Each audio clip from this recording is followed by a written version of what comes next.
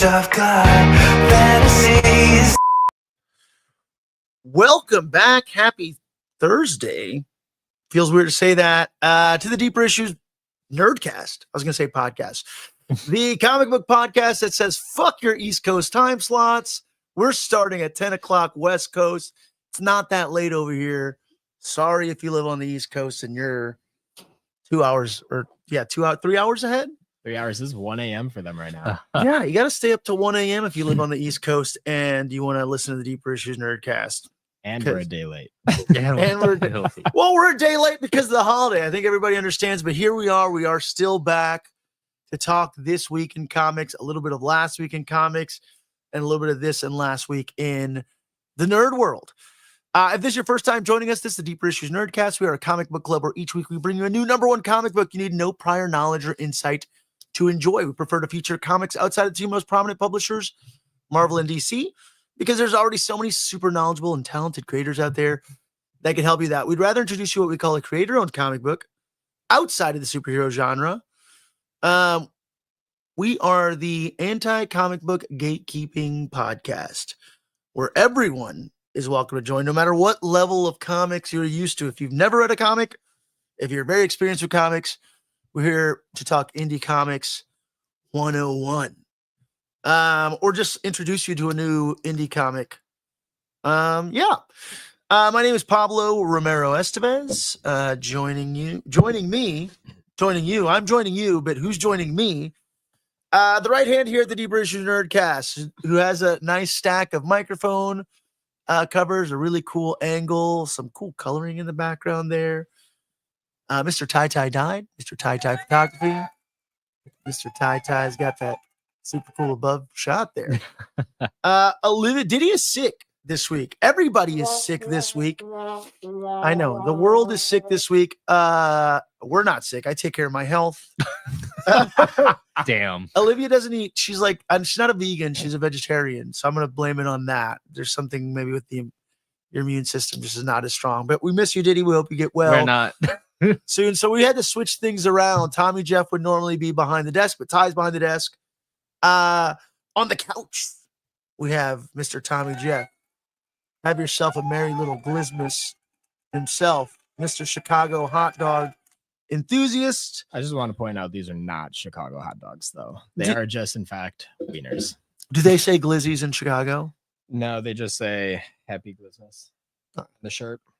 But I'm saying, is glizzy? Because glizzy's that's a Gen Z term.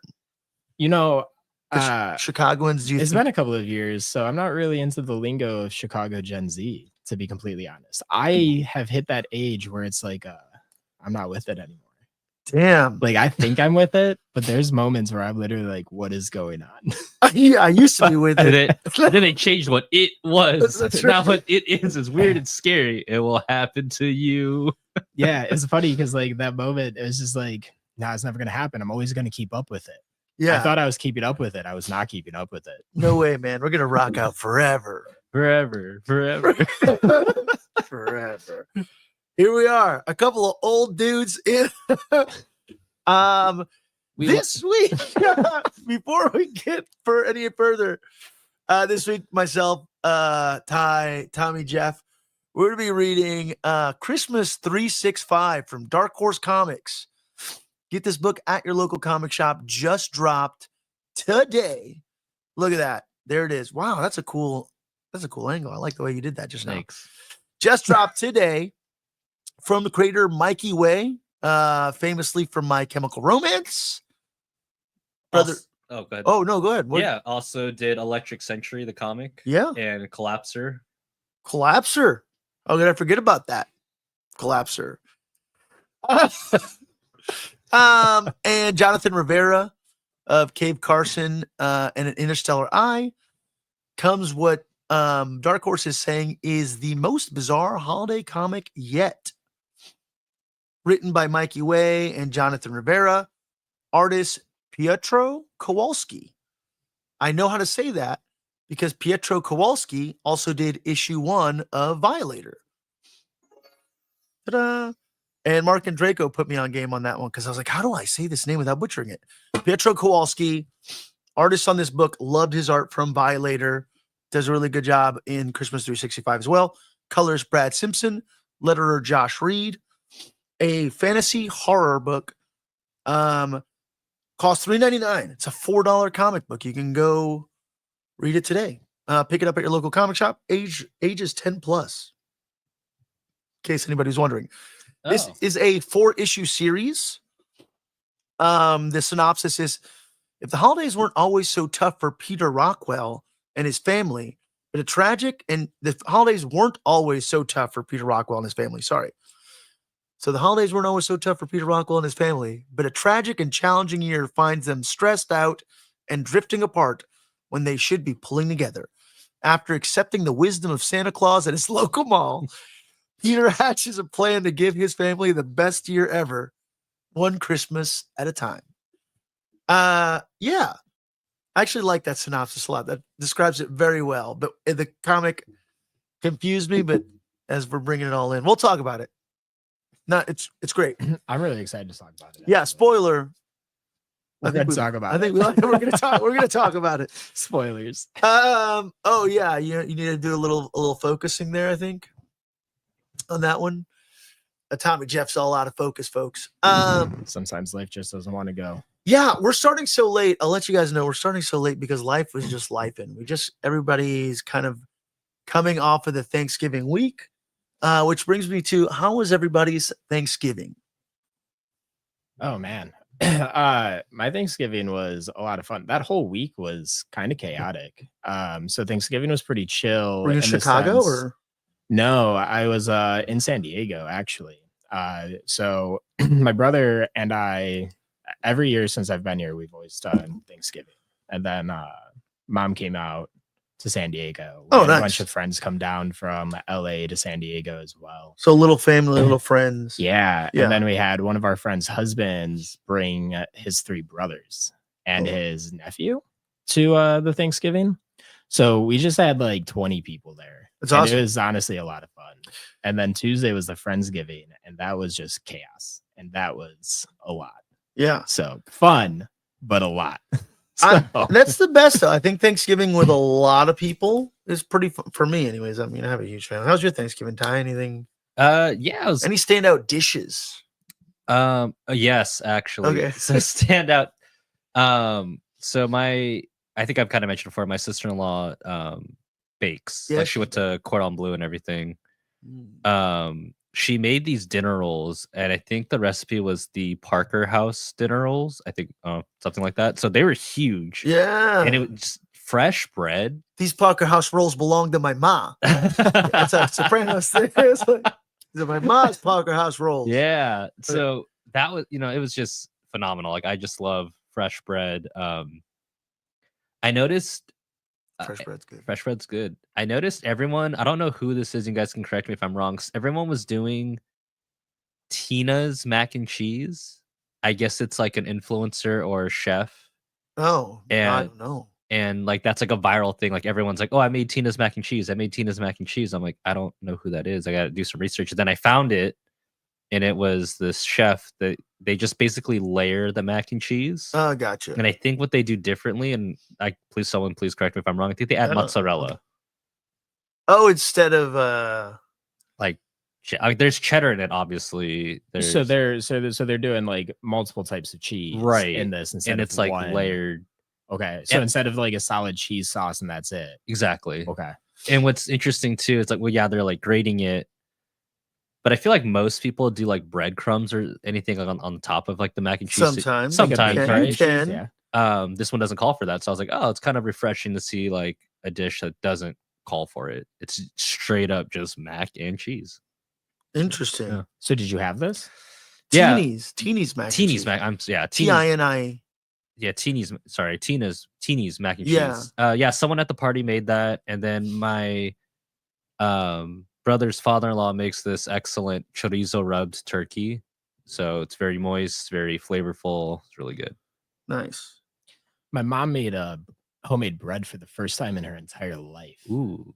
So my grandma had a recipe called oatmeal bread. That's interesting. That's the one thing I feel like you don't think to make from scratch on Thanksgiving. Right. Is bread. Bread. Yeah. That sounds so great. we had an amazing charcuterie board. I feel like I haven't lived that was now. brought. And my mom made bread because it was my grandmother's recipe. My mom's like, oh, she used to make this all the time when I was a kid. She's like, I've never had it. Grandma's I've bread. never made it. So I was like, okay. So she made it and everyone loved it. And like, it was just bread. Like, first of all, homemade bread is fantastic. Wait, what But- do you mean it was just bread? That's So, right. well, and like, here's the Bread thing, and like, it's butter. not just bread, but like, to me, so like, this is the thing. It was a hit of a dish for everyone there, Oh, right? Except for me. What? And I feel so bad because my mom spent so much time on this. It took 2 days to make and everything. And it did. It turned out amazing. Like like the texture, like everything about it was perfect. However, the recipe calls for espresso. In the bread? Yes. So it gives it a little bit of a brown look to it and Oh. everything because of this. But I don't like espresso and coffee Oh, you and don't stuff drink like that. caffeine. And the wildest thing is like it doesn't call for much. It's like maybe a tablespoon of it. Sure. So it's a small amount in the grand scheme of it. And this is like a tablespoon of espresso across like 2 loaves of bread. So tiny. And it's all I could it's all I could. It was the I couldn't espresso. smell it, but I could taste it. And I took a bite. And my mom's like, "You don't like it, do you?" And I was like, "It's good."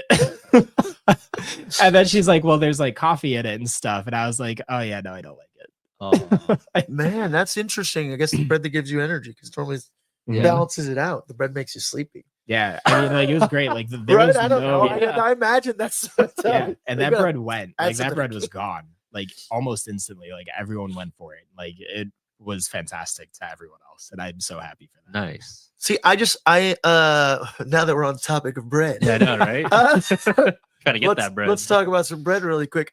I love that the brown bread with the oats from Oh, like fucking Outback. Outback. You ever? Oh, Cheesecake Factory. Cheesecake has- Factory does one. it. Yeah, the Black brown- Angus yeah. does it. Oh man, What? There's something about that bread. something to Like- aspire to now for me though. For the next Yeah, Thanksgiving. like That homemade bread's bread. Like a lot of my friends back in Chicago started making sourdough. Sourdough? Yeah. bread. a little sourdough. And like I want to get into it. I just don't have like the starting part of it. 'cause Yeah, you kind the of mother. already need that. Yeah, yes. And I'm just like every time I'm just like a homemade bread. Really, y'all It do be make some hitting. bread. Make some bread. I'm gonna do it. All I made was a stupid green bean casserole. The Dude, ultimate white that's person dish. no, but that's like what I look forward to, dude. So I made mine from scratch. oh, It's you very. fried the onions? I fried my own onions Holy for the first shit. time, and I thought it was gonna be difficult, but let me tell you, fucking onion Fried rings are onions is the nice. easiest thing to make. Yeah. It's just like literally like, hey, fill up this pot with would you use peanut oil, which you probably wouldn't have been able to have. Sounds delicious. You can use any other kind of oil, but it was just like, yeah. Normally I do low carb, but this Thanksgiving I was Yeah, like it's this the week, holiday. and I It was was in almost New Thanksgiving. Orleans. I went back to New Orleans for Thanksgiving. Okay. So I wasn't about to be like, no, I'm not gonna have any carbs this week. Hell yeah. Yeah, You can't. so You're in New Orleans. You're in New Orleans. did all the carbs, baby. Oh yeah. Also went to a comic shop down there, Nice. Crescent City Comics. Shout out to them. My friend Taylor, local comic nerd, Taylor Pickens. That's not his real last name, but took me out to the comic shops, kind of showed me. Dude, it's a very nice comic shop. It looked nice, the one that you posted, right? Yes. It looks really nice. So you could see, even though we didn't do it live, you could still see my haul for that week because I still have to troll the comic shops out there. Yeah. But yes, green bean casserole from scratch, super easy. Diced up my own mushrooms, added the cream, Oh, added the, sounds so made it with good. bacon as the grease. Yeah, fresh green beans. Like it was we all voted. So like the 20 some odd of us, that was just my family, voted on like best dishes or whatever. I Okay. think mine was tied for second place. Damn. First place was my nephew's fried turkey. Oh. Well, I How mean, do who's you- gonna say no to the main course, Dude, how- but- like you know? But have you ever had a Cajun fried turkey? No, but it sounds No. delicious. We did- Holy shit. We did have a fried turkey at our Thanksgiving, but it was fried in peanut oil. So See, we This was also fried in peanut oil. because it You didn't have turkey? No, What the? You we- don't have, you didn't have No, turkey? yeah, we don't have turkey on. I know we're the weird ones. did you Uh, have ham? No, we don't have ham either. We do Oh. prime rib every year. Oh, okay, that's So like in Christmas is That typically a sounds prime good. rib also. oh yeah, Yeah, why yeah. not? That- So We have prime rib for Christmas dinner. yeah, That's what I just think of for Christmas. But I think like there's only like 2 people in my family that actually like turkey. So like growing up, we would do ham and stuff. Yeah. And we would also do a turkey. And then like as I think I was what going is into high this? school, but we went to it's- prime rib. I'm not gonna say no to prime rib. Damn. Yeah, me either. But what? That's like I'll you take gotta that. have turkey. It's the turkey thing, dude. Nah, you can have all the same sides. Like we have You're the green blowing my casserole, we mind have right the now. You're telling me stuffing, I can do whatever I we want. we have the pizza. You can 100% do whatever you want. I thought it was like the law. You had to have a law. It's the law. You know, I don't know. It's like you have to have turkey on this day. I thought it was just like Anarchy. No. Absolute anarchy. I Yeah, love prime it. rib. Always. I'm down for some prime rib. And it came out perfect every year. Wait, I gotta know what was tied for your dish for number 2. Oh yeah, what was the other one? My sister made a sweet potato. I guess it was a casserole, but they were kind of mashed and they had like candy pecans in them. That sounds delicious. I'm the kind of person I like this. Maybe some people hate this, but I like it when all the food mixes together. Like I like the big plate of the green bean casserole, the sweet potato casserole. It's all going the same place. Yeah, my mom just made like a really good. I know it sounds weird, but just like rice. No, so she didn't do the marshmallows. She didn't do the marshmallows. We don't do marshmallows either. No, it was a glaze on top of it. But dude, it was fantastic. The younger folks in my family, my 2 nieces, my niece, is like, I'm gonna cook mostly everything, and sure enough, she did. So we were very like hands off myself, but my sisters were always very competitive. Yeah, it's a good looking ham or prime rib. The ham. I was about to say it's a prime rib. Prime rib. Sorry. We had a ham. Her mashed potatoes. She made some macaroni and cheese from scratch too. Nice. I should have posted it. Maybe I did post it. I don't know. But man, we had a lot of good food and a full house. A lot of kids. We're Hispanic and New Orleanian, so it's fucking loud as fuck in that house. It is so loud. Like we all just. My wife even said at some point, she's like, you guys just like yell over each other. It's just like everybody competing, like who's gonna yell the loudest to speak. You're gonna hear me because I'm loud. I don't care what you're saying. You got to hear me. That's right. And my sisters don't care what's happening. I could be completely engaged in something. There's no like, I'm gonna wait for him to be done. It's like Pablo, stop everything. I don't know. This is important. But it's where's great. your drink? I wouldn't have. Where's the ice? I wouldn't have it any other way. It was fantastic. So a lot of good times and a lot of good food. Oh man, I bet. Did you guys have gumbo? I'm like really jealous. I did. We had gumbo at a few places. But did you have it on Thanksgiving? Yeah. No, not on Thanksgiving. We stayed pretty traditional. The Cajun fried turkey is probably the most New Orleans thing. Okay. And honestly, I mean, that just everything sounds right. Everything's got the right flavor and seasoning. We season the shit out of stuff. Yeah. Like it's a combination of Hispanic and New Orleanian. Everything's very well seasoned and yeah. flavorful. So all those influences do pop in, but we just kept it still like traditional dishes. Nice. But man, I went to, there's a place called Piers in the French Quarter. I can't remember the other part of the name. It's like Piers something or other. But Piers had a lot of really good. I was on a big red beans and rice kick. Ooh. Red beans and rice with fried chicken. Because you haven't had carbs in a minute. So your body was craving it. The red beans and rice was just some good old fashioned Southern fried chicken and just some andouille sausage in there. Oh, sounds so it was great. But now I'm back. I'm back to being low carb. So welcome back to California. That is your California life. yeah. You leave California and your diet is just whatever the locale is. That's right. You come back to California and it's all, I'm healthy. But it's good, which is why I'm healthy. That's why we're healthy. And that's why we're all here doing this podcast at 10 o'clock at night. Just settle jabs. We still love you if you're vegetarian, by the way. We don't. Vegetarian, vegan. Of course. All of it. I'm just, yeah, your immune system's not gonna love you. My sister-in-law, sister-in-law, I don't know. She's like a sister-in-law at this point. She's vegetarian, vegan on like between the two. And every time I go down to San Diego, my brother always makes a dish for him and I that is meat-based, and then always goes out of his way and makes this like extravagant, like really nice dish for her as well. Right? That's like vegan or vegetarian based. Yeah, And he did the same thing for Thanksgiving. but that So, doesn't like, happen. Though. he made like all of like the standard stuff with like meats and everything like that, and then went out of his way and made like a pot pie and like all of this without any of that for them. And like there's Aw. just so much food for it, and like just like all that attention to detail. So, Yeah, no, yeah, that's like, and the love. food's fantastic. That doesn't almost all of it. exist in my, if you were to walk into my Southern Hispanic family's home and they'd be like, "Do you have any vegan options?" They'd be like, "Get out. the fuck out!" Yeah. Everything here is cooked in butter. Dude. Everything here is fucking doused in butter. Or Well, it is funny. So my friend from Spain, you can't go to Spain and not eat meat. yeah, Yeah. absolutely not. And he lives Well, you could be a in- pescatarian, I think. Yeah. So, but he lives in Amsterdam, and he very much lives a vegan lifestyle. Like, doesn't eat meat at all in Amsterdam and stuff. And every time he goes back to Barcelona, I'm just like, how do you survive? How is this something you like? How do you not eat meat? Yeah, I don't know. Damn. Like every dish, like so many Spanish dishes, is just centered around meat. Yeah, So, and it's good food. Oh yeah, it's here to eat, folks. Anyways, I'm I don't give hungry. a shit how cute the cow is. Anyway, that's a good transition.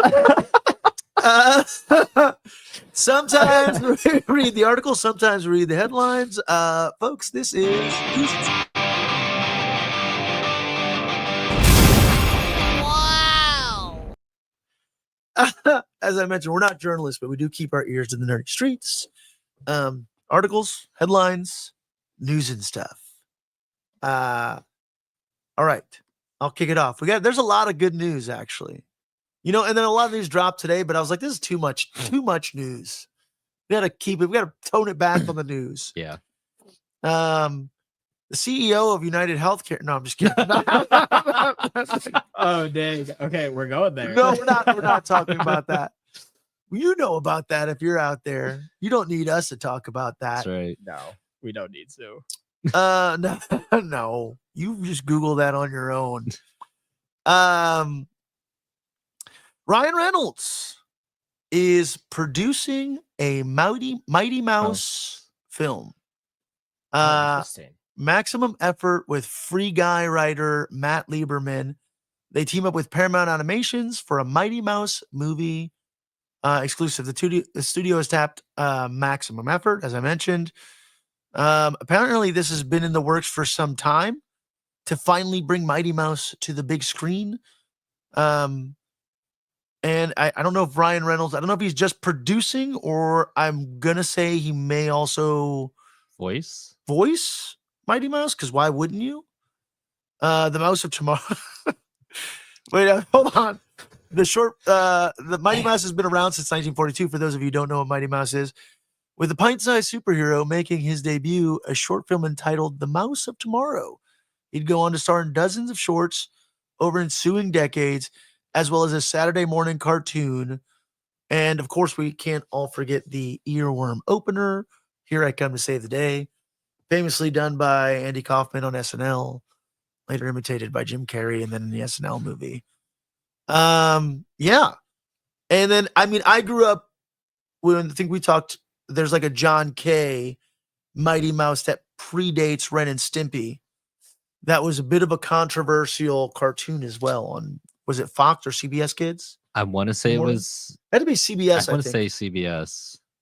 But yeah, interesting. I mean, look, what are your guys' thoughts here? Anybody care about Mighty Mouse? Do you think This I've never watched anything or seen anything with Mighty Mouse. So no Mighty Mouse? no, none at all. So I'm kind of lost on like all of this. Well, he's a Like, mouse. and he's mighty. And he's mighty. Yeah. Yeah. I mean, the photo on the site and everything shows like depicts Mighty Mouse. So Johnny California in the chat. Yeah. He's a buff mouse, basically. If you haven't seen it, if you're like, I've never seen Mighty Mouse, I would say just go watch the John Kay Mighty Mouse cartoon. Because it's so like, if you like the weird absurdism of Ren and Stimpy, would eventually developed into like SpongeBob-esque sort of humor. It was that team okay. from Ren and Stimpy that kind of did this Mighty Mouse, and it had like it got a lot of heat at the time. Specifically, we have a video about it, but specifically about an episode where they said Mighty Mouse was sniffing cocaine. But he wasn't. He was sniffing a flower, but he crushed the flower up into a pile and then inhaled into the yeah. So that eventually got that Mighty Mouse cartoon canceled. However, I hope that's the route that they take with Mighty Mouse, but they might not be. I don't know. Who knows? There's a big, I'm sure, IP here. I can see it now. The Mighty Mouse toys and all the things. Mighty Mouse fan? Yeah. Well, so I didn't watch a lot of it, but my dad and I grew I remember it was like right when like Hulu came out. They had like a lot of the old cartoons like Mighty Mouse, Felix the Cat. What's the old man that's blind? Mr. Magoo. Mr. Magoo. So I would watch a little bit of those with my dad. Because he's like, hey, you should watch this. I grew up watching this as a kid. I'm like, oh, okay. And then I actually told my dad this news about Mighty Mouse. And I'm like, hey, remember Mighty Mouse? He goes, well, yeah. And I'm like, Ryan Reynolds is making a movie apparently. Yeah. Producing it. And he goes, is he gonna be Mighty Mouse, or is it like a Tom and Jerry situation where there's like a human and like a cartoon in it? I'm like, oh, good question. I'm like, I don't know. What would you prefer? I would think that'd be cool if it was like some sort of CGI. I don't know. Kind of like not Space Plus, Space Jam. Yeah, I don't know. I don't know what to expect of a Mighty Mouse movie, because Mighty Mouse is very old school. Right. But there were comic strips. This is super relevant for our show. But yeah, there was like comic strips. Yeah, Mighty Mouse is kind of like, yeah, he's kind of a staple, and like, I don't know, like, right, he was like the original Superman parody in a way. Yeah. Yeah, I don't know. I'm down for whatever, I guess. Whatever you give me, Ryan Reynolds, after Wolverine and Deadpool, you got the stamp of approval of, okay, you're making good shit. So, who knows if he's going to go with an accurate, original, wholesome Mighty Mouse, but I hope they push the boundaries a little bit. With the Ryan Reynolds-esque humor. I want to see Mighty Mouse snorting cocaine. I like the cocaine snorting Mighty Mouse. Just disguise it as a crushed up flower. It was a crushed up flower. It made him think. I think the cartoon was called The Littlest Tramp or something. Oh, and my God. It was, but this is when tramp meant like homeless little person. Yeah. Like Lady and the Tramp. Yeah. This is the 1940s, 50s. Yeah. A little scallion, a little tramp, whatever it may be. Yeah. And it was a way for Mighty Mouse to remember a certain character. Go watch the episode. You can find it all on YouTube. Pretty sure. The John K. I mean, I hear it's on Hulu. It is, but not that one. Not that one. Oh, okay. Yeah. Yeah, because that's the one that got canceled. Yeah. Yeah. I don't. Again, this like Hulu has different IPs that they take on and off. So I don't know who owns Mighty Mouse. Do you know? Is it, you said Warner Brothers, or was it says Paramount is the Paramount? So maybe it's on Paramount Plus now. Is the parent studio? Yeah, I mean, for a while there was a lot of stuff on Hulu, but then now, obviously, and basically, Disney taking over Hulu. I think there are probably a lot of. But I don't even think that matters, because a lot of streaming things are contracts of how long you can license a show or whatever it may be. So it doesn't matter who owns it. Yeah. Substance went to Mubi. MUBI. Oh, yeah. I saw that. Yeah. I was like, what is this? I'm like, oh, it's another streaming service, but they have the exclusive rights for the substance. Yeah. Which is actually how I watched it. Oh, nice. I had to download Mubi. But it's free. Is it? Yeah, I don't think you have to pay for it. Are there ads on it? They were trying to charge me. Were they? It's like it said like $14.99 a month. I'm like, hell no. I could be getting charged then. I love how you could potentially be getting charged for a free trial. You're like, oops, it's been past my 7 days. We'll see. We'll see what comes of the world. But Ryan Reynolds is out there trying to bring Mighty Mouse to the big screen for all you Mighty Mouse fans who've been pining for that Mighty Mouse. I don't know anybody's been pining for the Mighty Mouse movie, but I think it's going to be cool. I think it's going to be fun to have that come back and like see what our like parents and like your grandparents, depending on what generation you are. Yeah. And like seeing them get excited over it, seeing them be like kids again, hopefully. I think that'd be really cool. Yeah. Look, in a time where everybody's looking for an IP to revitalize and, to milk those cash cows of merchandise, there can be a lot of fucking Mighty Mouse merchandise. And they're like not superhero, but kind of a superhero. I already see my kids being into it and being like, I want this Mighty Mouse figure and this Mighty Mouse thermos and this Mighty Mouse McDonald's shirt. toys. Do movie like that still do too? I guess so. Yeah. Yeah, Disney does all the McDonald's toys. All the Marvel stuff goes to McDonald's. Fuck. Yeah. Mario Kart was just at McDonald's. Yeah. That's I think we have all those little Mario Kart things. That would make sense. We don't go to McDonald's that much, but I think that's where all those little things came from. Okay, well, yeah, fuck, Mighty Mouse, bring that shit on. Okay, let's see. This was my favorite one. For you Game of Thrones fans out there, George R. R. Martin admits Winds of Winter may never be finished. You son of a bitch, Martin. You fucker. How dare you do this to us? Wasn't he saying it was in the works for so many years All at right, this so- point? Like, did he say like it's I'm working on it, I'm doing it? Yes, he did. Yes, he And did. now he's just like, just kidding, it's not gonna finish. Yeah, recently George R. R. Martin did a interview with the Hollywood Reporter. He's working on something else. I can't tell you. They did, but of course, I don't know the other thing that he's working on. Let's see. Fuck, I can't go through all this. He did an interview with the Hollywood Reporter. The question came up of, hey, what's up with this Winds of Winter that you've been working on forever? Funny, it's been in the works for 13 years. This is a quote from George R. R. Martin himself. He said, unfortunately, I am 13 years late. Every time I say that, I'm like, how could it be 13 years late? I don't know. It happens a day at a time. I'm, you know what? As a video editor that's got a bunch of things that I'm super behind on, I can tell you, I feel you, Mr. Martin, on that one. But that's still a priority. A lot of people are already writing obituaries for me. They're saying, oh, they'll never get this finished. Maybe they're right. I don't know. I'm alive now. I seem pretty vital. George R. R. Martin is 76 years old. And I mean, And he's Doesn't look feeling like pretty it. vital. he may be feeling vital, but I mean, like, Do you you know, feel bonita? I don't know what could happen to George R. R. Martin. He doesn't look healthy. All right. Like, I don't know. Like, Look, I mean, if it comes, great. If it doesn't come, I don't think it's gonna really do any negative for us at this particular time. It's not going to either. fix season Like, 8. I mean, the damage No, has it's been not. done. Yeah. It would be nice to have like the proper closure, like his envisionment, of Right. it. But at this time, like, it's 13 years of the making of us just being disappointed. yes, I saw a meme today that was like the storyline of Arya having the power to like change faces and disguise herself as people plays zero significance in the end or in the show after that moment in time, like her being blind and all that. Sure, I guess she like comes back as more of a badass assassin, but it's like, what purpose did that serve? Hmm. Arya should have killed Cersei and Jaime, right? She should have been the one. Should have been. You know, I've never watched Game of Thrones. No, No, I haven't, but I am Tell me, curious Jeff. to like circle back to like him not finishing it. I am curious that if the screenwriters going ahead without it kind of killed it a bit for him.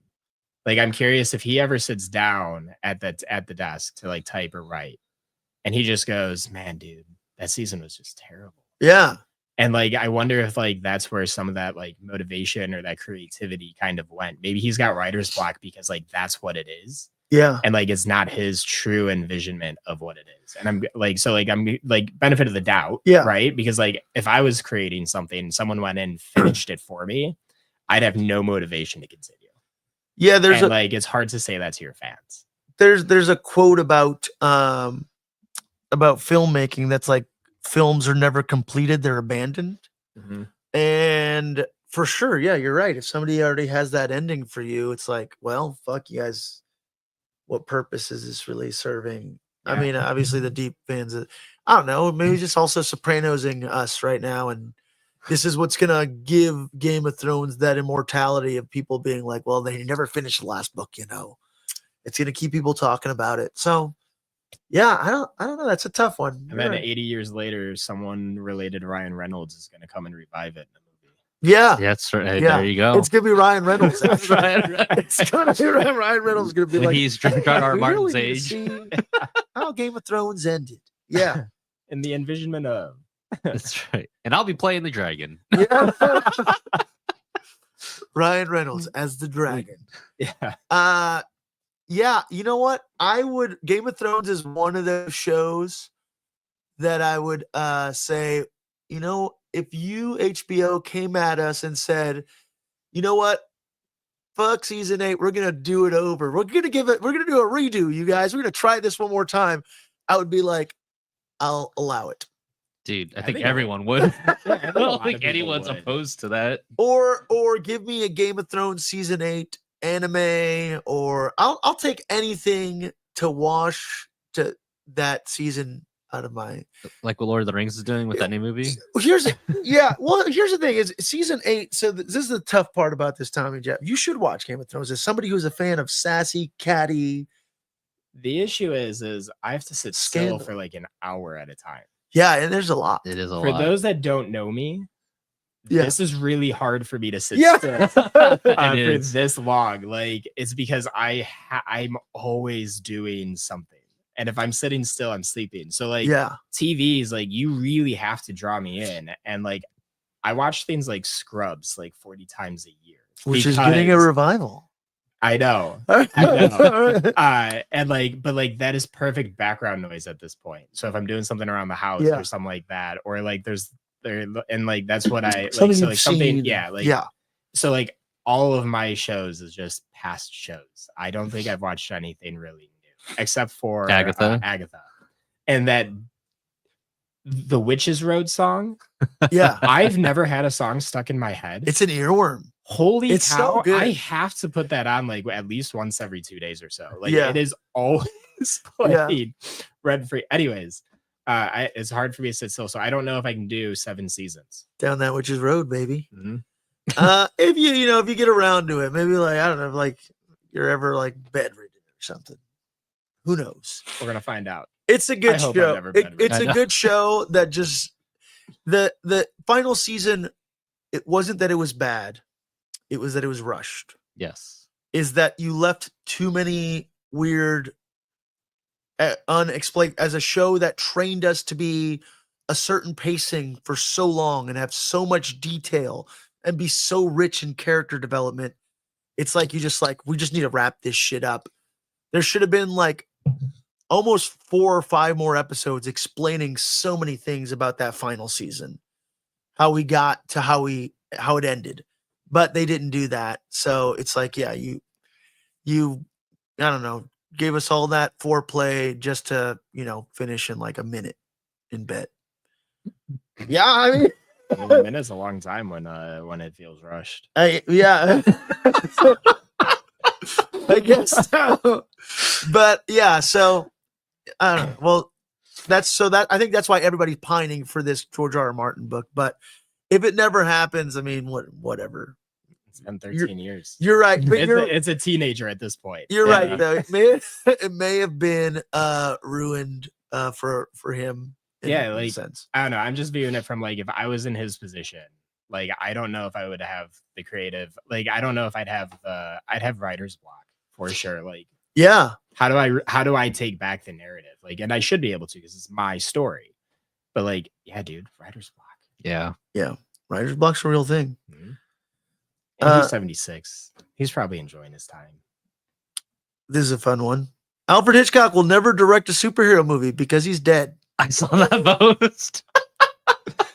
That really ruins my night. I was really Sorry, Alfred Hitchcock fans out there. He died a Bad. long time ago. No Marvel films for him. Damn, I really Damn. wanted him to take a crack at Ghost Rider.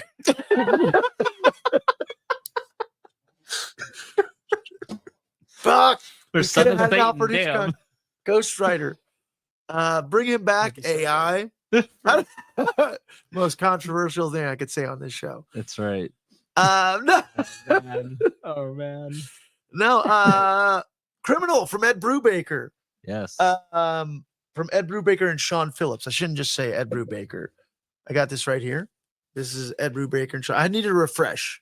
So at Comics, Tunes, and Toys, they had it in stock, and I'm like, oh yeah, I love Criminal. But what was cool about Criminal is there were a bunch of and then what's cool about how it'll hopefully be as a series, it was a bunch of intertwining stories. So they'd have like an arc of one thing, and even if you had read like, hey, issues 1 through 5, I could read issues 6 through 12, and it was a different story that and it had Easter eggs if you read the other arcs, because it was all things happening in the same kind of universe, if you will. Very beautiful crime noir book. Ed Brubaker and Sean Phillips also wrote another really cool book called The Fade Out. But Criminal from Ed Brubaker and Sean Phillips is coming to a television set near you. It's Amazon, right? Yep. According to Deadline, this is where I got this story from. Series ordered by Amazon with Jordan Harper. Apparently, it's been in the works for almost over a year, or a little bit over a year, but it was put to pause because of the WGA strike. It's so weird that I now have to say the project produced by Amazon MGM Studios, because fucking Amazon bought out one of the most historic film studios of all time. But it's been tracked for development. What's really cool about this story, aside from the fact that Adria Arjona, from what's the Star Wars show everybody loves so much on Disney Plus, Andor. Oh yeah. Is in it. Luke Evans is attached to it. Amelia Clark, speaking of Game of Thrones, is attached, and Sons of Anarchy, Charlie Hunnam is attached to it. Okay. Richard Jenkins famously is the asshole dad from Step Brothers. That's all I will ever know him for. Goddamn Catalina winemaker. Ed Brubaker will serve as the showrunner for Criminal. So the creator, writer of the original IP. So it's going to be very true to what his vision was, as close as you can translate from one thing to another. Alongside crime fiction author Jordan Harper are going to be the two showrunners on it. Really dope. Once more, if you're a fan of like crime noir, it's described as an interlocking universe of crime stories. As Brubaker explained to Deadline in the 2019 interview, Criminal tells an interweaving saga of several generations of families tied together by crimes and murders of the past. Yeah. I'm very excited for that. Good for Image Comics, good for Ed Brubaker, good for Sean Phillips. One of those things that I'm sure a lot of people are going to love, because there's no way, if you're into true crime and all these things, you're not going to love this. And it's going to be one of those things that people are going to be like, I didn't know that was a comic. That's why we're here, though, at the Deep Issues Nerdcast. This is exactly the sort of thing that kind of stands on brand with what we talk about here. 100%. And I always like to speculate, because that's what my brother and I would do, right? Like we would sell comics, is like when there's a new show coming out that's based off a comic, it's always interesting to see the prices of the comics when it's just announced. Yeah. Right. So like when Invincible was an amazing comic, prices were kind of up there because it was a lowish print run when no one really took care of the comic. And when the show came with out, Criminal, yeah. Same thing with Criminal. Like that CGC 98 Invincible #1 goes for like $3-4 grand now. Wow. Yeah, it's insane. Criminal right now, you can get a raw, so non-graded copy for like $16. There's someone selling #1 through 5 starting bid at 99 cents. So for those listening, might want to jump on that.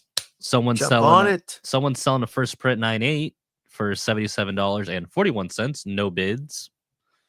So interesting to see. It also depends on the success of the show, but I can't see this not being a hit, but right. I mean, I don't know. There's a lot of also examples of things that Jupiter's Legacy, you would think would be a hit, wasn't a hit. Paper Girls. Oh God, I'm so sad about Paper Girls. Deadly Class.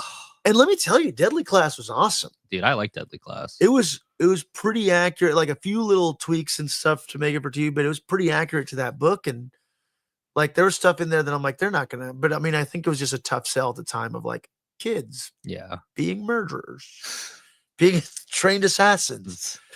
But yeah, I mean, you have a pretty star-studded group here. Oh, Yeah. I mean, Charlie Hunnam, that guy. Yeah, I'm interested to see how it comes out because I'm reading the back of this. It actually sounds interesting, Dude, it's so great. When I'm done rereading that, if you want, I'm probably gonna buy the single issues. Not Yeah. because I want to resell them, but just now Just because to have them, right? just to have them. Right. I loved, like I said, I didn't pick it up from the beginning. I picked it up in the middle because somebody had kind of pitched me on it. And they're like, "Oh yeah, you can just pick it up from here when it starts a new arc." And I'm like, I'll "Okay." send it to you. He has another really good one called The Fade Out. So if this show is successful, I wouldn't be surprised because Brubaker. Now I have to look it up. He's done a lot of really good stuff, and kind of his realm is a little bit in the kind of he did the House of the Unholy. Fatal is amazing, and I could see that easily being like some sort of HBO Max TV series. I never read Pulp.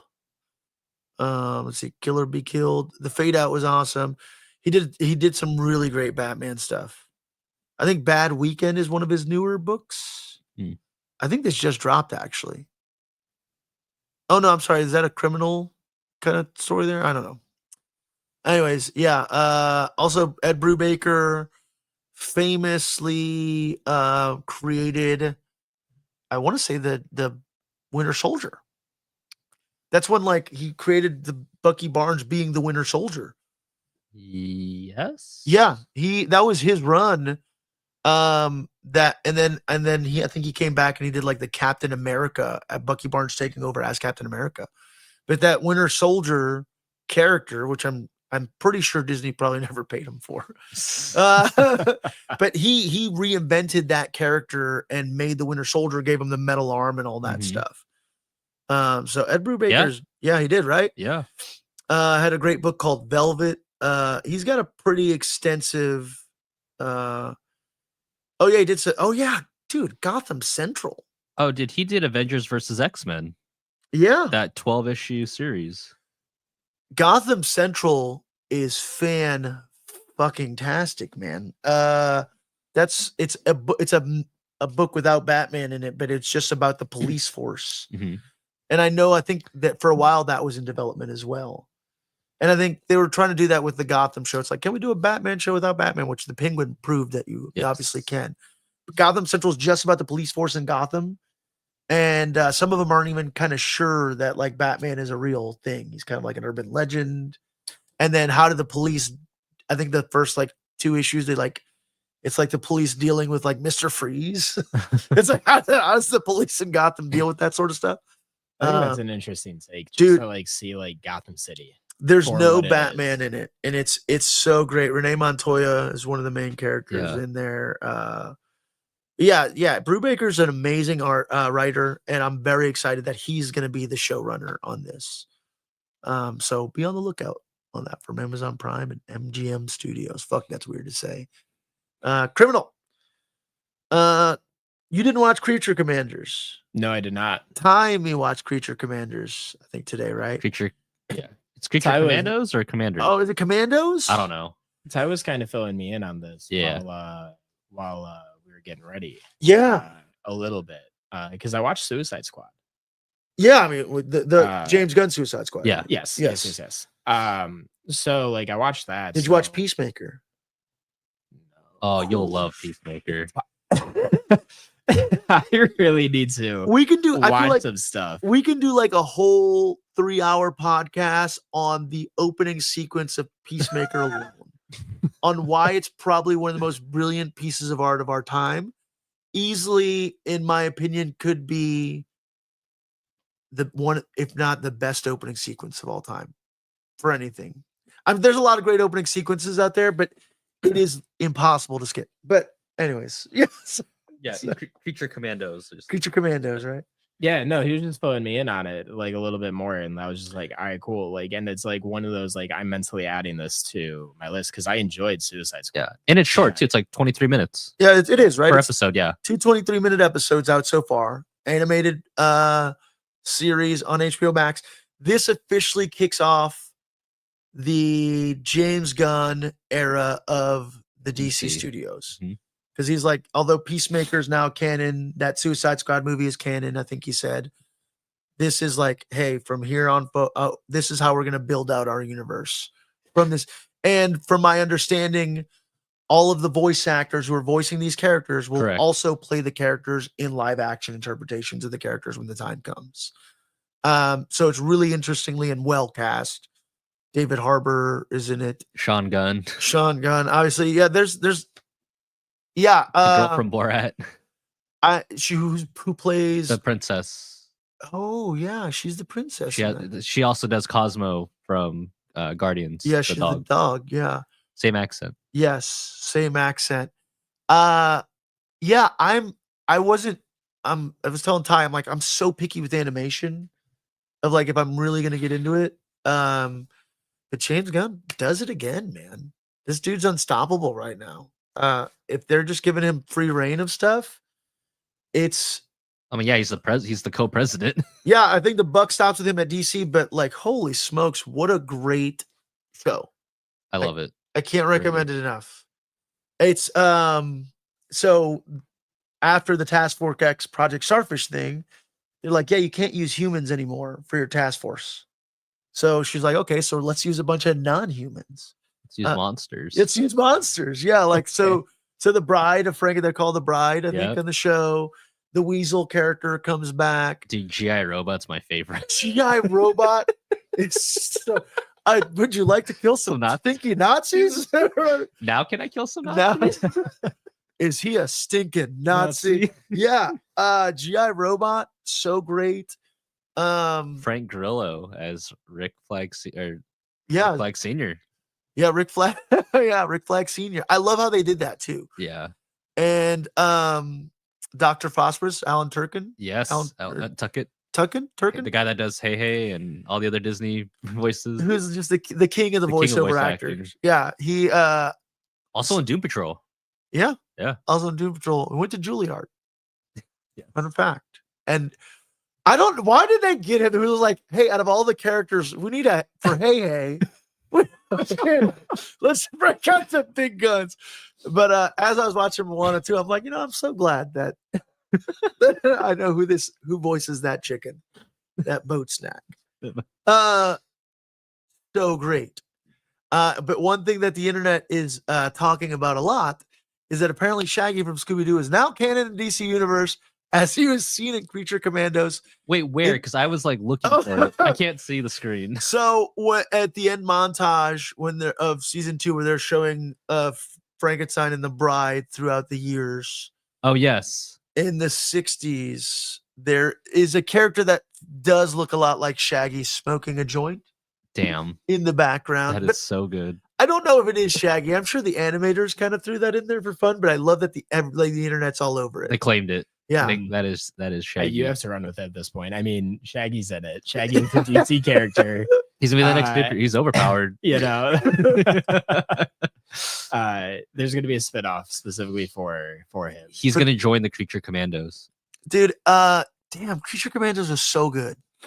I knew it would be because it's James Gunn number one, but to your point, it's not. I don't want to say like lower stakes, but like animated, you have such more free will, right? You're not spending a huge budget on special effects. It's like you can hire talented animators to do really cool shit. I mean, look at the success of Invincible. Yeah, you're right. So DC was like, yeah, like we were back in the day, we were like the king of superhero animation. Let's bring it back. They really were. Earlier we were talking about some of the DC the Flashpoint DC animated film is so good. Under the Red Hood. Under the Red. I didn't like how they changed Under the Red. I didn't like how they changed it, but like I liked the animation style. Yes, and I liked I just love Red Hood, so it worked out. The DC, my favorite one of them was Justice League New Frontier, and I have to look this up really quick because first of all, it was all like post. Well, it takes place, I guess, during the Vietnam War. Okay. So it's like real world. So it's like, I feel like almost as close as the Watchmen would get to being all the DC characters. Because it's like them interjected in like JFK's America, like the ceasefire in Vietnam. Very, very interesting. And then let's see, Justice League. Man, I can't spell. New Frontier. There it is. It's all Darwin Cook's. So Darwin Cook wrote this original book. It's called Justice League New Frontier. I think I have it down here somewhere. And then they as accurately as possible moved it onto this, like even like the animation is all his style of art. And yeah, it says it even here in 1950s, a generation must join forces with a community of active veterans and a hostile U.S. government to fight a menace on Earth. Lucy Lawless voices Wonder Woman. Neil Patrick Harris voices Barry Allen, The Flash. Nice. I'm here for that. Dude, there's so many great voice actors in this. Let's see. Kyle MacLachlan does Superman and does it so well. And my favorite was, yes, here we go. Jeremy Sisto is his name. I don't know why this dude has not voiced Batman more. He was in a very obscure indie film called May. I don't even know what else he's been in. But his interpretation of that Batman character is fantastic. And the story almost centers around Hal Jordan and the Martian Manhunter. Oh. Really good stuff out of those DC animated films. But since that, Creature Commanders is probably my favorite thing since Justice League New Frontier. And yeah, who else? Who voices the bride? Because she's amazing. Oh, I looked this up. I had it open. Oh, I got it. Nice. Indira Varma. Mm-hmm. She was awesome as that character. Because obviously, like the first 2 episodes are almost about her story a little bit more than anybody else's. 100%. And then I love that they're keeping Viola Davis in there as well. Dude, that's what I was telling my dad. I was like, you can recast all the other characters you want, but you cannot recast Amanda Waller. No. Like, that is Amanda Waller. Yeah, she is 1,000% Amanda Waller. Zoe Okayo? Yeah. As the fish girl? The fish girl, right? I don't even know what her name is. I think they just call her like Nina. Is amazing. Hot damn, man. I'm kind of obsessed. And I think what new episodes come out every Thursday now? I think so, yeah. Yeah, I'm obsessed. James Gunn just can do no wrong at this moment. So there's only 2 episodes at the moment. Only 2 episodes. Correct. And the second one came out today? They They both both dropped dropped at the same time. Kind of like what they did with Star Wars Skeleton Crew. I feel like most new series will drop 2 episodes. I mean, from a storytelling perspective, it's like you have to introduce the characters, but like you want to captivate the audience. So like, let's leave them on a cliffhanger. Mm-hmm.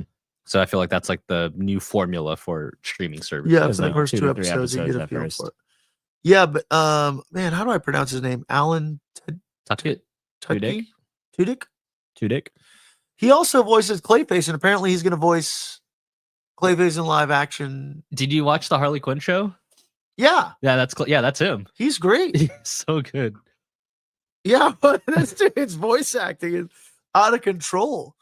Yeah, he's in Moana 2. He's in Transformers. He's the Weasel in Zootopia. He's the bad guy in Frozen. Oh, Weaselton. Weaselton, yeah. Yeah, which is a funny kind of reference to Weaselton. Weselton. Yeah, in Frozen. He does both. Yeah, he does both. Yeah, just dude's killing it. I love him. And he was also, didn't he like kind of like break out in A Knight's Tale?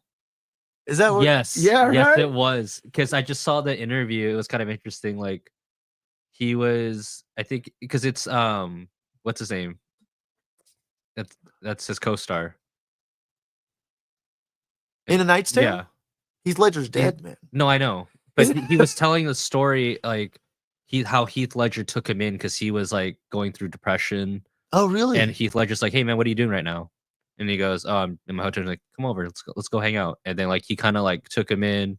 He said like Heath and like another roommate, like he was living with them for a little bit too. Oh, wow. So like they really bonded during the Knight's Tale shooting. So that was really sweet. While doing drugs in Heath Ledger's apartment. Allegedly. How much do you think he gets paid for Hey Hey?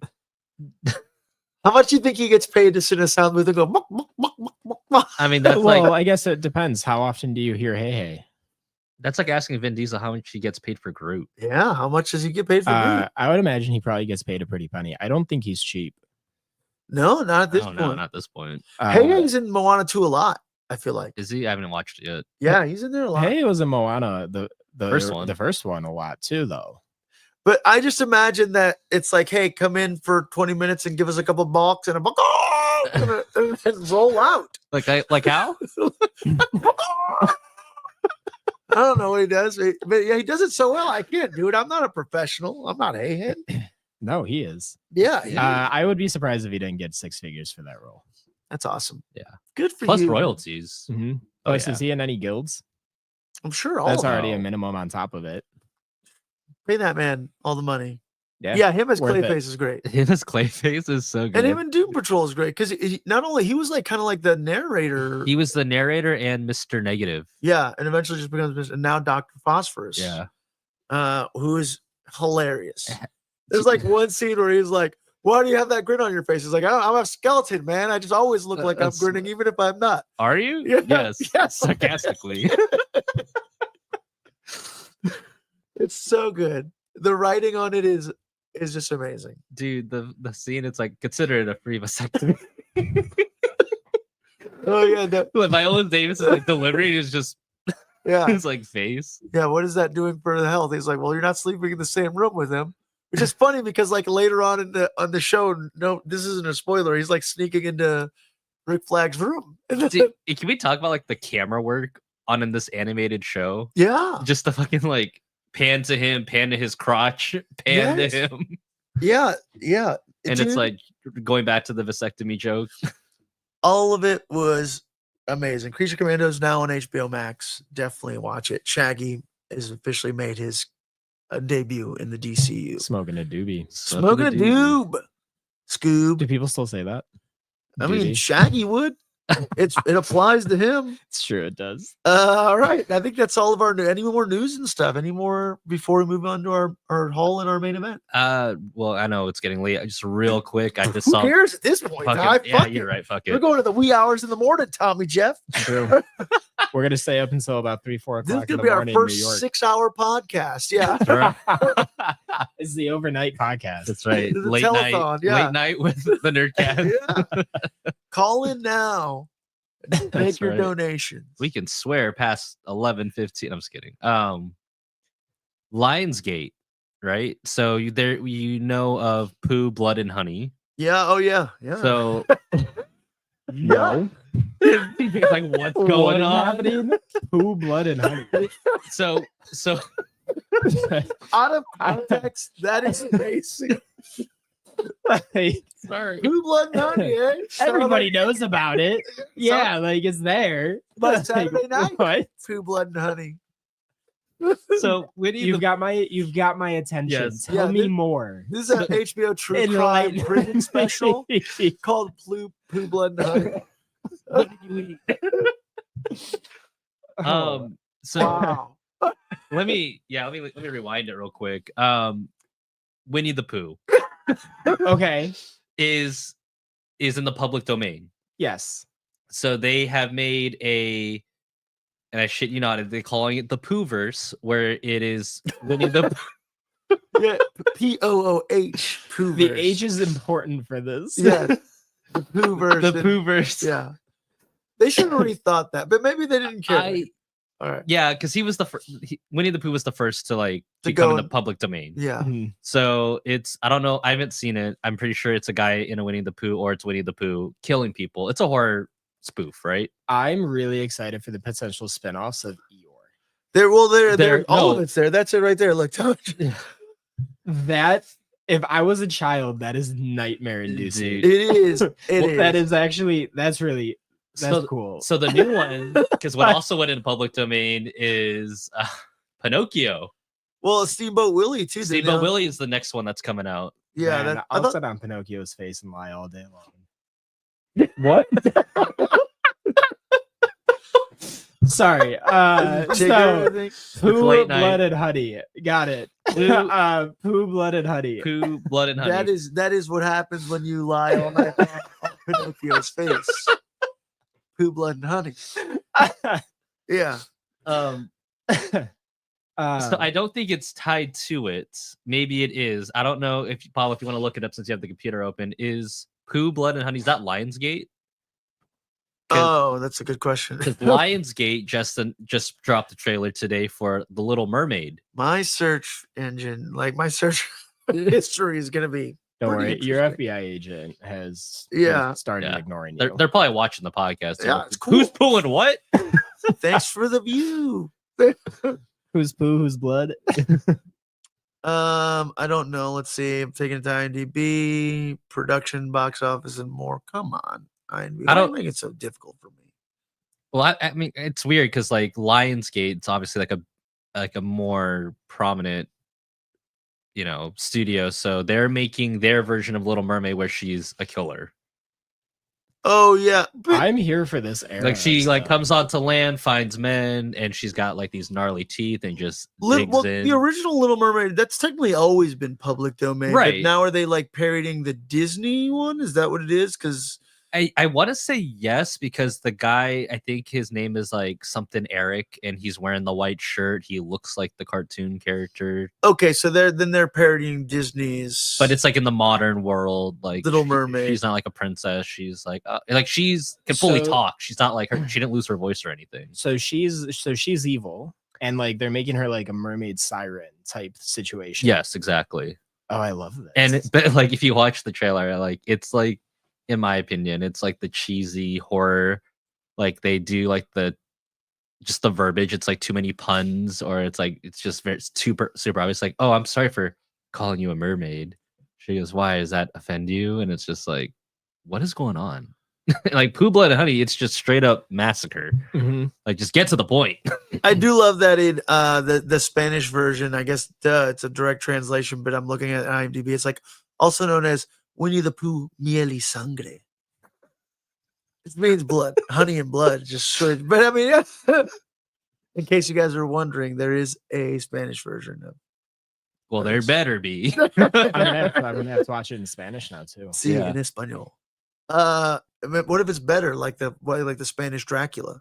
Dude, I'm saying maybe. Like The I gotta potential's I there. could only watch this in Spanish. And I think the next Pooh Blood and Honey movie is like something with the 100-acre woods. So they're gonna introduce like Piglet and all those other characters. I'm not gonna ever watch any of those movies. I'll be honest. And I'm a big horror buff. Love horror. But I'll watch clips on YouTube. Yeah, nothing about it is appealing to me. No, like, neither. and I get it, but just because we can doesn't mean we should. Right. Right? It's like one of those situations. It's like, why? Why are you doing that? I mean, Are you gonna watch it? Or are you gonna be like, oh, you know what? I'm gonna devote I'll say 90 this. minutes of I'll say time to this. this. I'll say this. I'm Does not anybody watch this? I am a guaranteed not a day one watcher. I'm not gonna Okay. rush out and watch this. But Unless it's Pinocchio. I mean, Pinocchio's Pinocchio. But I will say, if the reviews are good, I doubt the reviews are good. reviews on a lot of horror style things are not good in general. But like in that overall like genre, if it's holding its own, I don't see mean, why I wouldn't. It's I getting its wouldn't- own universe, so I'm assuming it's holding its own. I personally haven't seen I it mean, for either. Well, I mean, we won't know until it's fully out. True. So, and But they I have mean, a like, timeline. Like they did like a Marvel thing where they have the timeline. mhm. They did that for the whole like Jeez, it's such a Disney. gimmick. And like, I love that. So like, they're thinking they've got the foresight for this, but that Yeah. doesn't mean it's going to come to fruition. After all, 13 years. 13 years I of- mean, it's like, got a but, like, 1.1 on Letterboxd. Again, I haven't seen it. I'm I don't know who the fuck is gonna want. Who's watching? Wait, is this Pooh out Blood and already? Honey? Yeah. Oh yeah. That's been out There- for a while. I think there's like I a did third not know one this. coming out. Yeah, yeah. Oh, They're I'll send like, you no, the I'm never trailer. gonna watch it. they're like on part 3. If I'm just hearing about this right now, I'm not watching this. Yeah. I'm so It's not holding its own apparently. No. no. to quote Dr. Ian Malcolm, he's like, we're so excited that we knew that we could, that we never wondered if we should. Right. And it's like we should. I don't. There's nothing. That was like the Mickey Mouse game that came out and everything when it went in like at the beginning of the year. Oh, and the everything. remaster? Yeah. No, well, like the one because it's public domain to do like 1920s Mickey and everything. Like Oh, like the first person shooter. yeah, Oh, that like, it's one- got, That like- actually looks awesome. That looks it fun. does, but like it's just like one of those things where like it's a novelty thing. Yeah. that's Like not- you're gonna enjoy it in the moment, and then you're gonna move on. Yeah. Yeah. I don't. That's in the vein I think of like Cuphead, 1920s Max Fleischer esque animation. Mhm. Yeah. More than it's. Of course, you have the mouse, so everybody's gonna always Mouse associate that to Detective or- Mickey. Mhm. But yeah, look, if you were awesome for the filmmakers, I'm not gonna hate on that. So- Hopefully, they are making money off of them. If But not, I hope whoever's funding them is just really happy with the results. the tagline is "This ain't no bedtime story." Yeah, more money could have gone into that. Yeah, Sorry, Christopher Robin. Sorry. that's what I'm saying. It's just like there's not. I don't want to say I'm not gonna Martin Scorsese this shit and be like, this is no fucking. Yeah. I'm not gonna say there's no artistry behind this because it's all art, right? But it's art in the way that Andy Warhol's banana is art. It's like almost like, you know what I'm saying? Like, Yeah, it's art because you're calling it art and you've made it. yeah, Right. there's no like nuance, or it's just like, hey, you know what? We can do this in public domain. It's clearly like low budget exploitation esque. Yeah. But you know, I don't know. Somebody on Letterboxd wrote Winnie the Pooh dies tonight. this movie is Diego Calva With an epiphany at the end of the family. I don't you know, whatever. Wait. Go to the top real quick because that was terrifying. The picture, Yeah, that picture. Yeah, that picture's terrifying. it's a war dog. These Yeah. the other thing is I've seen these masks. Like you can buy these silicone masks, but you know, like I said, Yeah. I'm not here to hate on anything. No, it looks interesting and it genuinely has me intrigued. But because I'm just hearing about it now and it's been out for a while, Yeah, they're I'm already sorry, on I'm not part gonna go 3, see it. partner. Part 3. I'm not. And apparently they're going into the 100-acre woods. Something like that. I don't know. That character is so beloved. Like Jim That's my mom's Cummings' favorite. voice. Yeah. And I mean, even like the most recent one that they made with Ewan McGregor and everything. Just like the first time I remember watching the trailer, the first time you hear that voice, it's like, why are y'all doing this to my boy Pooh? Yeah. Like I get it, maybe if you grow out of it, but And there's several billion people in this world. There's There's an an audience. for sure there's an audience Yeah. clearly because they're making 3 of them, and now a Little Mermaid one. Little Mermaid. Is the Little Mermaid the same people? That's what I was trying to look up. I don't know if it's connected to this whole thing. I don't think it is. That's why I was like really surprised they were coming out with it. Like Lionsgate was like, well, we can do it too. Like we can. Who's the studio backing the? I don't know. That's why I was asking. Because I mean, Lionsgate- like if Lionsgate's fairly large, so like if Yeah. a large studio is doing the Ariel one, then I expect that to do better than a 1.1. Well, because like the MonsterVerse right now with Blumhouse is doing really well because they did the Invisible Man. Wolfman's coming out this year. Sure they'll do Frankenstein and the Mummy at some point. Oh yeah, dude, there's 2 werewolf movies, right? You were right. Next year's the year of the werewolf. Dude, Frank Grill is in the other one. Yeah. Oh yeah. So we're looking at the Lionsgate Little Mermaid trailer, and there is some. I guess. I don't know. I guess who knows? Just a Little Mermaid horror thing. This actually looks way better than the Winnie the Pooh Blood. That's what I'm and saying. Honey It thing. honestly Lionsgate has does, a higher yeah. budget. Yeah, this looks like a little bit Oh more. damn! Okay. I'm intrigued. So there's because she's a red-haired Little Mermaid. So Yeah. okay, that's maybe the tie-in, but. And I guess this dude. That's Eric. I guess. That's Eric. All she wanted. We're watching this live, by the way. You can watch this trailer. yeah, Was to come to our. Okay, yeah. So yeah, they're kind of hitting some taglines. To consume it. I love this. This I may see, but there's not enough weed on the planet to get me to watch Pooh Blood. I'm sorry. Tell you what. If you go see this Little Mermaid, hit me up. I'll see it with you. Yeah. we'll all yeah. go. Yeah. Well, yeah. I'm well, not yeah, gonna why go see not? this in theaters. I'm not gonna go. This is in a cinematic. No, like experience. if we've got it on a streaming service, like Yeah, we'll rent yeah. this shit like 2 weeks after it goes out in theaters. I'm sure it'll be on streaming The immediately. only thing harder than uncovering the mystery is surviving it. There you go. Wait, even better. I think it's going straight to streaming. Oh, is it? Okay, well then, yeah, Oh, sure. then, yeah, let's do a viewing watch. I'll pay $14.99 for it. Don't you fucking come at me with this $20 bullshit. Yeah. $14.99 Lionsgate is, I'll send you $3. and that's Yeah, even I'll you're send you- pushing it. This I'll guy's send you money. $9.99. Yeah, there it is, The Little Mermaid. in papyrus font. I think it's like going into the select theaters and then it says streaming. Interesting. Available on demand and digital December 17th. Oh, see, it's not even going Oh. to theater. There you Dude, go. There you That's, go. We got a that's like couple week days from now. Yeah. Today's the 6th or 7th? Today's the All right, 6th. it's a live Cool. viewing. Today's Here- the 5th. 10 days.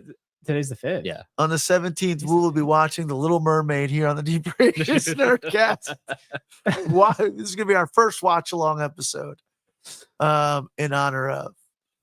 I've always Cool. wanted to be the person that screams at a movie. Yeah. Eric, you don't know her. You don't know her. Don't invite her in. Doesn't know you like I do. There was a meme that was like a little comic book a long time ago of they're like the Little Mermaid only works because Ariel's top half is human, the bottom half is a fish.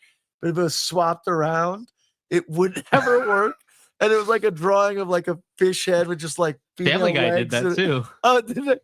The meme was the fish yelling at Eric though, and I think the caption was, "Yo, Prince Eric, show me that dick."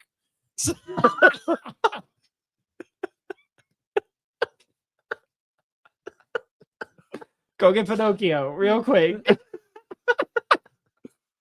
Food, Blood, and Honey now available on streaming, folks. Sponsor us, whoever you are. December 17th. Little Mermaid Little out Mermaid. on streaming December 17th. Sponsor us, Lionsgate. Creature Commandos plugged your out on movie. HBO Max now. Anything else before we move on to today's haul? Marvel Rivals tomorrow. Marvel Rivals video game Video game. If you like Overwatch, it's the same thing with Marvel characters. with Marvel characters. They have Punisher, so I'm stoked. And Squirrel Girl and Jeff Oh. the Land Shark. Oh Well, now wow! that Jeff's in it. It's I mean, Jeff. Chef. It's Yeah. Jeff, It's dude. Jeff the Land Shark. Yeah. That's awesome. Cloak and Dagger, Magic, Psylocke. They have so what sold me on it or just I never played Overwatch. It's like a first-person shooter. it's or- a six it's a third person shooter, I think. And Okay. it's 6 versus 6. So it's like 6 people versus 6 people. And each character can like support like Cloak and Dagger, they're healers. yeah. And they can Yeah. like make you Come on, bro. yeah. No, Cloak and Dagger is. How Uh, dare you nerds play no. that to me on my own nerds play? no, I'm just saying that's their ability in the game. Wait. But did you know Yeah. That's just that their ability they in the are game. healers? In You know the about game, Cloak they're and healers. I Uh, understand why thank you you. use this Alright, thing. okay, okay, Yes, okay, because yeah. like in a game they could be given different purposes and everything like that. Yes. Like You can Alright. switch so, like, between them the being two. healers. But Pablo, did you know? Did you know Wolverine has claws? No. Adamantium. So But what's funny, and this is just not a dig at them, because they did correct themselves in the comments. IGN did a post promoting Marvel Rivals. And they, at the end, I don't remember his name, nice guy. He said, "Oh, and Hulk and Wolverine do their signature fastball special." oh, And then they that's had Colossus it's and Wolverine, exactly. motherfuckers. Okay. So they in I'm like, oh, this is gonna get some heat. So I immediately dove into the comment section and then asterisk correction. yeah. The What? fastball special is Colossus and Wolverine's signature move. I'm like, damn straight it is. Yeah. Oh wow. Yeah, that pisses some nerds off, I'm sure. Well, it pissed so the design of Wolverine is pissing people off Really? because it's just a blue shirt with a yellow jacket with blue trimmings. Oh, But it's Brian like Singer them kind of thing. yeah, but it's just like, well, Wolverine wears human clothes too, but there's also obviously it's a video game, so there's skins. Yeah, So of you can get the course. skin from Wolverine and Deadpool. Yeah, I can get over that. Who Yeah, I was cares? like, it's just a skin. gonna You have can different change the designs. costume. You could change. Give me some John Byrne Wolverine at some point. What I will say though, which I was kind of surprised by and kind of happy with, Mm. so Iron Fist, right? Danny, what's his name? Rand. Danny Brand, Yeah. right? In the comics, the current Iron Fist is Swordmaster. So if you play Iron Fist in the game, you're playing as that version of Iron Fist, the Asian Iron Fist. Oh, interesting. A little different. Which I think is what they wanted with the Netflix version for the longest time. They were like, why couldn't you have just gone with the Well, I mean, switch Danny Rand? Well, whatever. Yeah, I mean, Danny Rand is like that's Iron Fist character to me, so like I don't have a problem with it. that show did not piss me off as much as it pissed a lot of nerds off. I think what pissed me off is just like the ending, because like it was like a Game of Thrones thing. Like you left so many unanswered questions. Like he had the guns, yeah, he had, and then the other girl took over as the whatever her name is in the comic. yeah. Well, I think we just knew this is just us trying to get to Heroes for Hire, like, right? We were so close. They got it, didn't they? We got the Defenders show. Oh, the Defenders. Sorry, yeah. And Yeah, that's what they were trying to get to. That's what I meant. well, that what pissed me off about that is in the trailer. If you remember when that trailer came out, Punisher was in the trailer. He was nowhere to be seen in the show. Oh yeah, In the entire Defenders series, he was not in. I was so pissed. I was like, I don't want to watch this anymore. interesting. But we're getting him back. It's We're fine. getting him back. We're getting them all back. All right, everybody, calm down, people. They're We're getting coming Danny back. Rand back. Bring Maybe. back justice for Danny Rand. Actually, yeah. Before we move on, Tommy Jeff and I saw Wicked. You didn't see Wicked. I did not see Wicked, sadly. You need to. My life is not First complete. and I know. foremost. Yeah. I've been converted to really like Wicked over the last like 3 years of my life. I've been converted to really like Wicked over the last 3 weeks of my life. I feel like. Yeah, because Yeah. you were all into cats. Yeah, well, I mean, I'm still into cats. I mean, we don't know why, but No. we Just a forget. fucking master. We forget. However, Wicked. Okay, so let me just tell you one thing. I was really expecting an amazing. I was expecting amazing vocals from Ariana Grande. You didn't like them. No, hold on. No. She knocked it out of the park in my opinion. Yeah. She did amazing. But I was really hesitant with how she was going to portray Linda. Galinda. right? Because there's like that whimsiness and everything like it and all that. And like, can you like, and like, I feel like there's a very specific type of like presence that she has that not everyone can bring in. And can I just say, I was like genuinely blown away and like really, really impressed with how well she did. She's been a star. Now she's just like a bona fide No, 100%. superstar. Like, right? and I know, and like she's been a star, and like she kills it on SNL every time. But she's now, on yeah, now SNL. everybody knows like you're a triple threat. You're like you Yeah. can do everything. Like, but like, all I know her acting from is whatever child show she was on Whatever growing Nickelodeon. up. On Nickelodeon. Yeah, like that's all I know her from, and I didn't care for her. Right? Oh, yeah. And like, so like that's what I was judging everything based off of. Her voice, her vocals, like all that. I would be impressed if she bombed that. Like if she Oh, had, yeah. like, but like she knocked that out of the park, and like I'm very, very, I'm impressed with that still. But like it was also kind of expected. Like she's fantastic. Yeah. But like her entire performance through the entire movie, phenomenal. Yeah, it's good. She's great. She's absolutely. And then I think Cynthia did a really good job with it Oh, too. shit. She's I what else have people known about her before Wicked, or is she have no idea. It's the first time I've ever heard of her. But- I think she's done shows.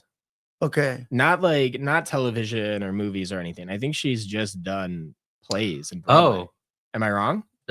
she was at Bad Times at the El Royale. Oh, okay. She was in Harriet. Okay. Who was she in Bad Times at the El Royale? I don't. Oh, I guess she okay, yeah, there was She was the girl with the Darlene. grand okay. She was in Pinocchio. Maybe because just now I just Yes, she was. wait, which Pinocchio though? The weird She one? was the fairy godmother. in the Oh, new- she was the blue fairy. Yes. Oh Oh, my god. yeah, in the Tom Hanks one. in the Tom Yeah, Hanks yeah. one, which was kind of a letdown, but yeah, that was cool. She's in Boss Baby. Oh, great. Boss- Oh, she was. Yeah, it says in 2021 she was Wicked in concert. oh, really? Yeah, I don't know who on PBS. Did some voiceover acting, it looked like. But yeah. holy smokes. She's got a repertoire. Fraggle Rock. Oh, nice. Well, if Frank Rock, dude. She's been friggin' groomed for this, is what you're saying. Yeah. Well, so she's been like dying to be Elphaba. Like she says it in the interviews and everything. Yeah. And, like she also says like there's no better time than this moment in her life to actually do it. Like it came like the universe aligned perfectly for Yeah. her. Is how she is like essentially how she's describing it. And she did a phenomenal job. So definitely gonna give spoilers right now because like there's a couple of scenes like her at the Ozda's ballroom. This is like the biggest movie on the planet right now, by the way. So if you haven't, like, I you feel haven't like seen it everybody's yet, seen like, Wicked you at this need to point, go right? see it. Yeah, yeah. I'm sorry. All right. All right. Damn. But like her moment at the Ozdas ballroom, like the silence and like that like feeling of like awkward and like that outcast. Oh yeah, yeah. You're talking and about like the dancing yes, scene. the dancing scene and like Yeah. all of that and everything like that. Like that moment, I feel is so much more powerful in the movie than it ever has hit me seeing it at Segerstrom. Like seeing the play versus seeing the movie. I feel like she owned that moment and really made you feel. Yeah, And that was great. and Glinda coming onto it and like everything and like her posse like trying to pull her back, and she's like, no, I have to do this. Because like that was the moment where like that is such a defining moment to where Elphaba is showing you that she is her own person. You see the hurt, but she's owning it.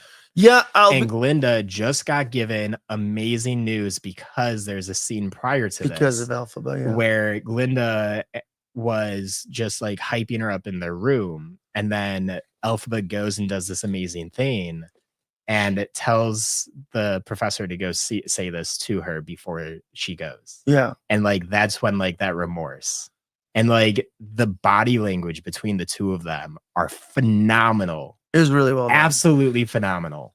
I'll be honest, I feel like up until that point in the movie, I was like I wasn't. That was the point in the movie that kind of grabbed me. It was definitely a turning point. Yeah, it was a turning point in the film because I was like, man, why y'all just fucking hating on this girl? She's fucking green. There's talking animals around. So that's the same thing. That's the same thing if you see it live. Like it's the same thing like leading up to that and everything. Because like she's there trying to defend she's there trying to defend the professors and everything, like the professor and everything. Because if those that don't know anything about Wicked, the professor is a goat. Yeah. And like it's that's like sense. not the greatest of all time, like the literal goat. Oh. Yeah, like But it could be literally the greatest of all time. so like it's like being there defending and everything because there's all this like background stuff going on that comes to light slowly throughout it, and like she is very much that outcast and like defending the outcasts. Yeah, I had to sit as somebody who's never seen the musical, heard the music or anything. I went into this because my wife is a major Wicked fan. My daughter was like really wanting to see it because she loves the original Wizard of Oz. I find the movie very disturbing, personally, because it's like at the beginning they're like celebrating the death of a woman, and like Munchkins is like they're like, oh, you killed her very sweetly, and you're like, what the fuck? How do you kill somebody sweetly? House. Oh, so neatly, and you're like, this is just off. This is weird. Mhm. And there's even a thing where like, are you a good witch or a bad witch? She's like, well, only bad witches are ugly. It's like, well, why the fuck did you ask if she was a fucking bad witch? Call her ugly. But What a bad time to be a bad witch. there's I know. but I kind of like, I'm gonna describe it as like it's almost like Cobra Kai.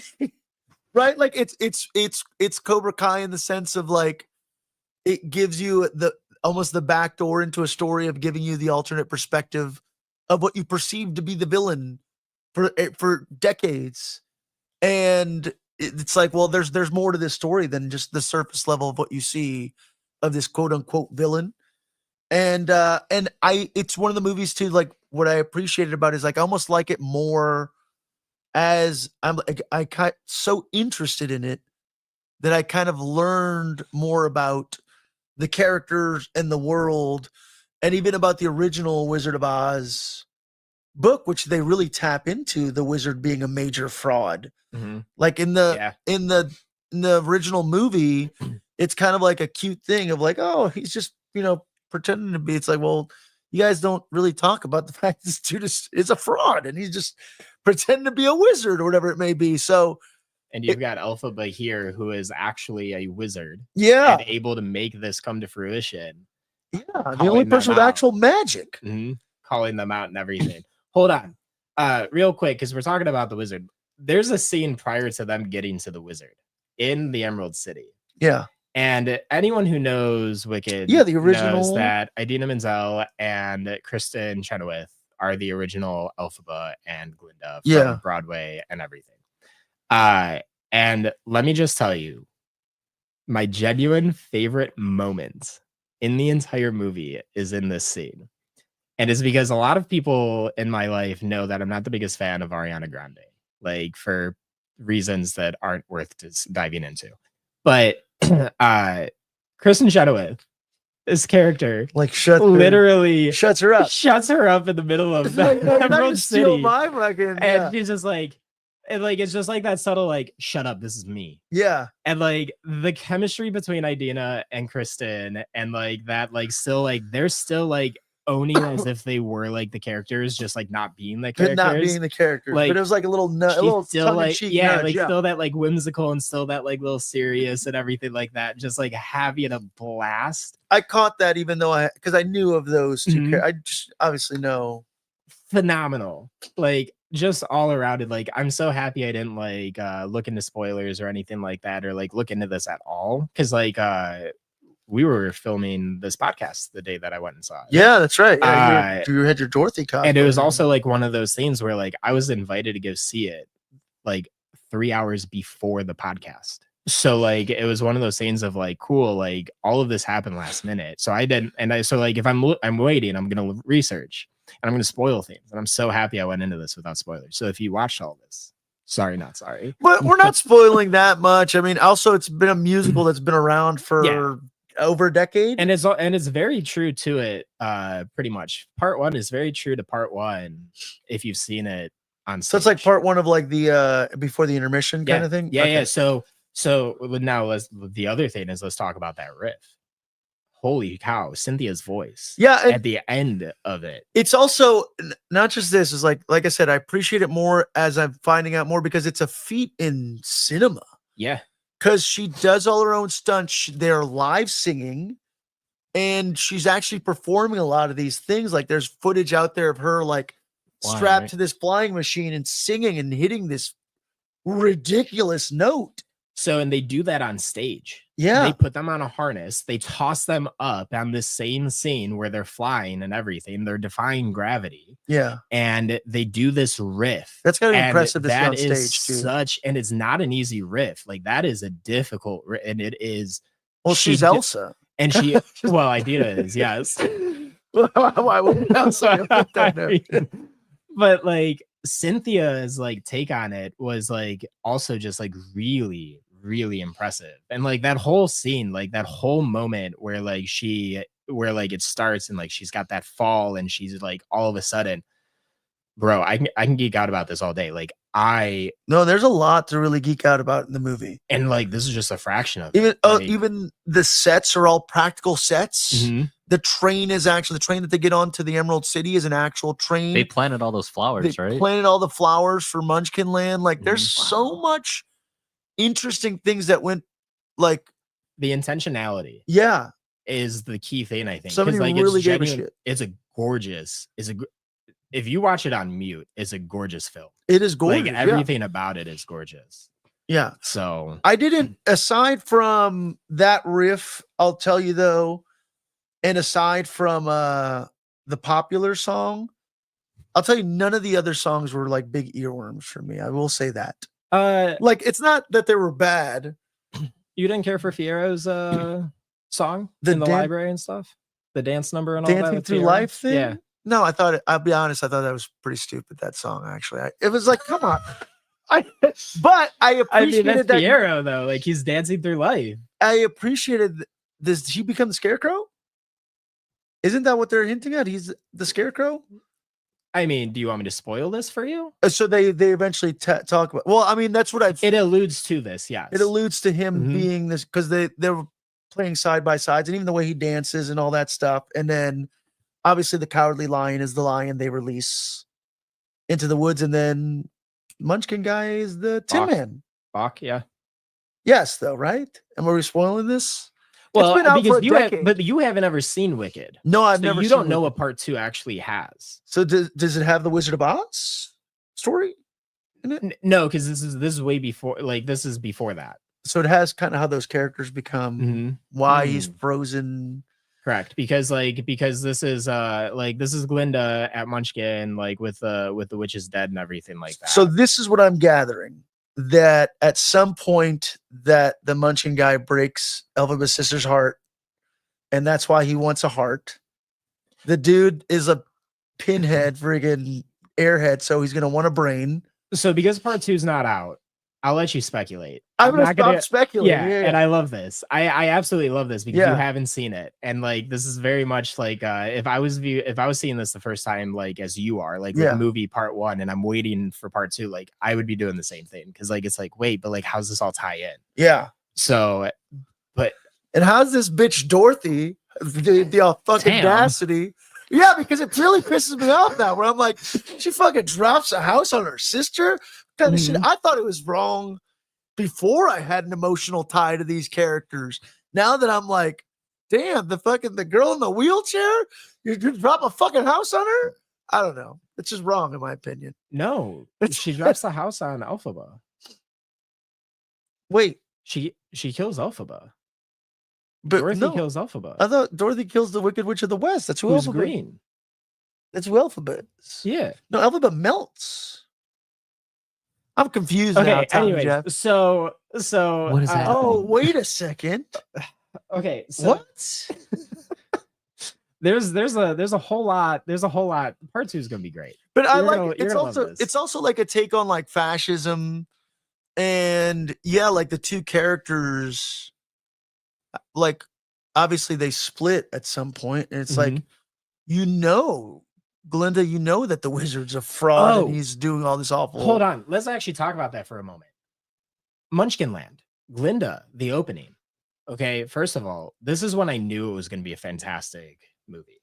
All right, was like right as it opens, Ariana Grande coming in as Glinda, like to Munchkin Land, everything with the bubble and all of that. Honestly, beautiful cinematography, beautiful entrance, and she owned it.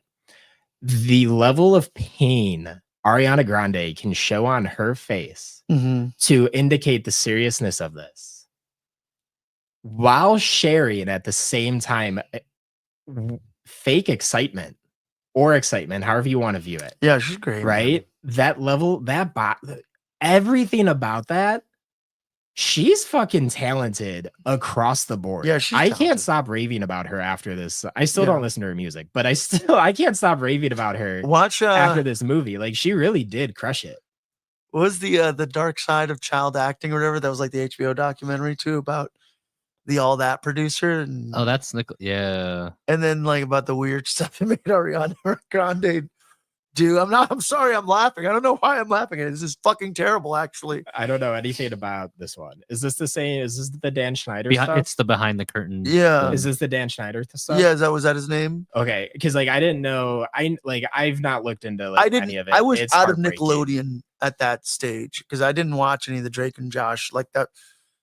My era of Nickelodeon were the orange years of like Ren and Stimpy and Are You Afraid of the Dark and Pete and all that stuff. Yeah. But yeah, apparently they fucking got real weird over at Nickelodeon. Yo, And, I feel bad for the kids that go through that because like no, it's awful. Hollywood's terrible. With Hollywood that. is fucking Like, terrible. It's terrible. I'm gonna say people call him fucking crazy, but I 1000% believe everything Corey Feldman says about everything. And I feel like still to this day, people call this dude fucking, and I'm sure he's eccentric and has his own form of art, whatever, but not enough people listen to Corey Feldman. I think the things that he's out there saying. So shout out, Corey. We're with you. All right. We're behind you, Corey. Yeah, I'm gonna stop talking about Wicked. Wicked out in theaters because, now. Like, y'all got to just go see it. I'll get y'all can message me. and Go I'll see geek out it, with man. Everybody, I'm not a fan. I wasn't like into it at all, but now there's so much. It's a great film. If you're a fan of good filmmaking, they made a damn good film. When part 2 comes out, I'll share my opinions on who I think they casted wrong because I'm hoping I'm wrong. So that dude is the Scarecrow, though, right? Then come on, they all right. Let's just move on. I was gonna say that's my fucking cliffhanger. Folks, this is today's haul. Sorry. There's no sound effect. There we go. Aside from the comic, we are going to read this comic. Christmas 265. We're going to talk about this. It's midnight. It's all right. Welcome to the late night. Couple things we got out this week. From Image Comics. there is this one. This is a one shot. We thought this. I think this is maybe what we got confused. Yeah. For $5.99 at your local comic shop, you can pick up Dread the Halls. Be of good fear. Long before Americans celebrated horror on Halloween, the Victorians did it gathered around a fireplace on Christmas Eve. Dread the Halls honors this macabre tradition by wishing you and yours happy holidays with stories of ghosts, ghastly abominations, and vile creatures. Covered by red-hot artist Maria the Wolf, Marguerite Savant, wrapping paper variant by Jordan Hart, and a holiday homage cover by Lee Ferguson. I want to say this is I don't know which one I have. Actually, $6. Out now. This is a one-shot. We love our, I guess, holiday. We love our horror anthologies on this show, obviously. This is a horror. Yeah, let me tell you, all the art in this. I'm gonna pass this. Actually, Ty. Fuck, how do I do this? You're so far away. I know. I gotta get this to Tommy Jeff, and he's gonna have to toss it to you. Dread the Halls, this extra life collection of not so merry tales to fuel your Yuletide nightmares. Yo, this unwrapped whatever cover I'm looking at here with a Krampus is pretty freaking insane. This is the cover that I got. This is doesn't tell me who it is on this one. Yo, honestly, the gingerbread and everything. Yeah. That stuff smacks. But this is a one shot. So you can pick up a cool horror anthology this holiday season. This is number 0 of 1. I don't know why it says that. This is 1 of 1. Right here, Dread the Halls from Image Comics. Yeah, in vain. We're all wearing our holiday sweaters. I don't know if you folks can. I got my Ric Flair one. Tommy Jeff's from Chicago, so it had to have a hot dog on it. Merry Glizmas. Merry Glizmas, y'all. And then Ty's. This is my favorite one. This is the Harambe Loved Christmas. This is Pablo's. R.I.P. Harambe. Gone but never forgotten. Rip. Rip. Rest in power, King. Dread the Halls. Out from Image Comics. So we're all super festive here. Thanksgiving's over, folks. Time to fucking blare the Mariah Carey out here. Also, a number 1 that dropped this week, Juvenile. This was the book this was our runner-up. And this has 2 covers. There's a black and a white cover. Oh, you got both. I got both, because why not? And I think is it literally the same cover? It looks like it is. Yeah, it's literally the same cover. It kind of flips a little bit. It's just a flip. Very interesting how this works out. Hold on, let me. Yeah. You put them together, like the necklace is facing. Yeah, the other way, the hair. The other way, the hair is facing the other way. Written and illustrated by Jesus Orellana. Is a future where a deadly virus kills everyone upon reaching adulthood. Teenagers are confined to a massive medical facility until a mysterious new patient arrives and reveals a shocking secret. This is a mini-series premiere. Sarah is locked up in El Castillo, a fortress of troubled youth ruled with an iron fist by a retired military officer. Everything changing with the arrival of a mysterious patient who reveals a shocking secret. The virus isn't killing them. It's giving them telekinetic abilities that the adults are desperately trying to suppress with medication and experimental surgeries. In a race against time, they decide to use their newfound powers to escape. But when the adults find out, they will discover not only are their lives at stake, but it's also the fate of a human race. This is literally the synopsis here from Image. Visionary filmmaker Jesus Orellana, who did Rosa, stores into comics with a cinematic 5-issue miniseries that seamlessly bridges the gap between film and comic. Oh, so is Juvenile somehow tied into a film? Oh no. That's what this is saying here, which I did not know that was the case until I just read this. Let me see. He has another book out here, Visionary Filmmaker, to debut. Oh, here we go. To debut, new sci-fi series, Juvenile at Image Comics this December. I don't know. That's all it's really saying. He, I guess, directed a film called Rosa. I don't. Can you want to give one of those to Ty? Just toss it to him. It's okay. Fuck it. Okay, just frisbee that shit to him, Tommy Jeff. I know I can't do that. We're not. We don't care. Yeah, I mean, look, this book looks beautiful. He draws, which is insane. What the hell? Not only are you a filmmaker, you're also drawing and writing your own comic, which is bananas. I was flipping through that here. It looks super nice, right? and I read a random page and it hooked me.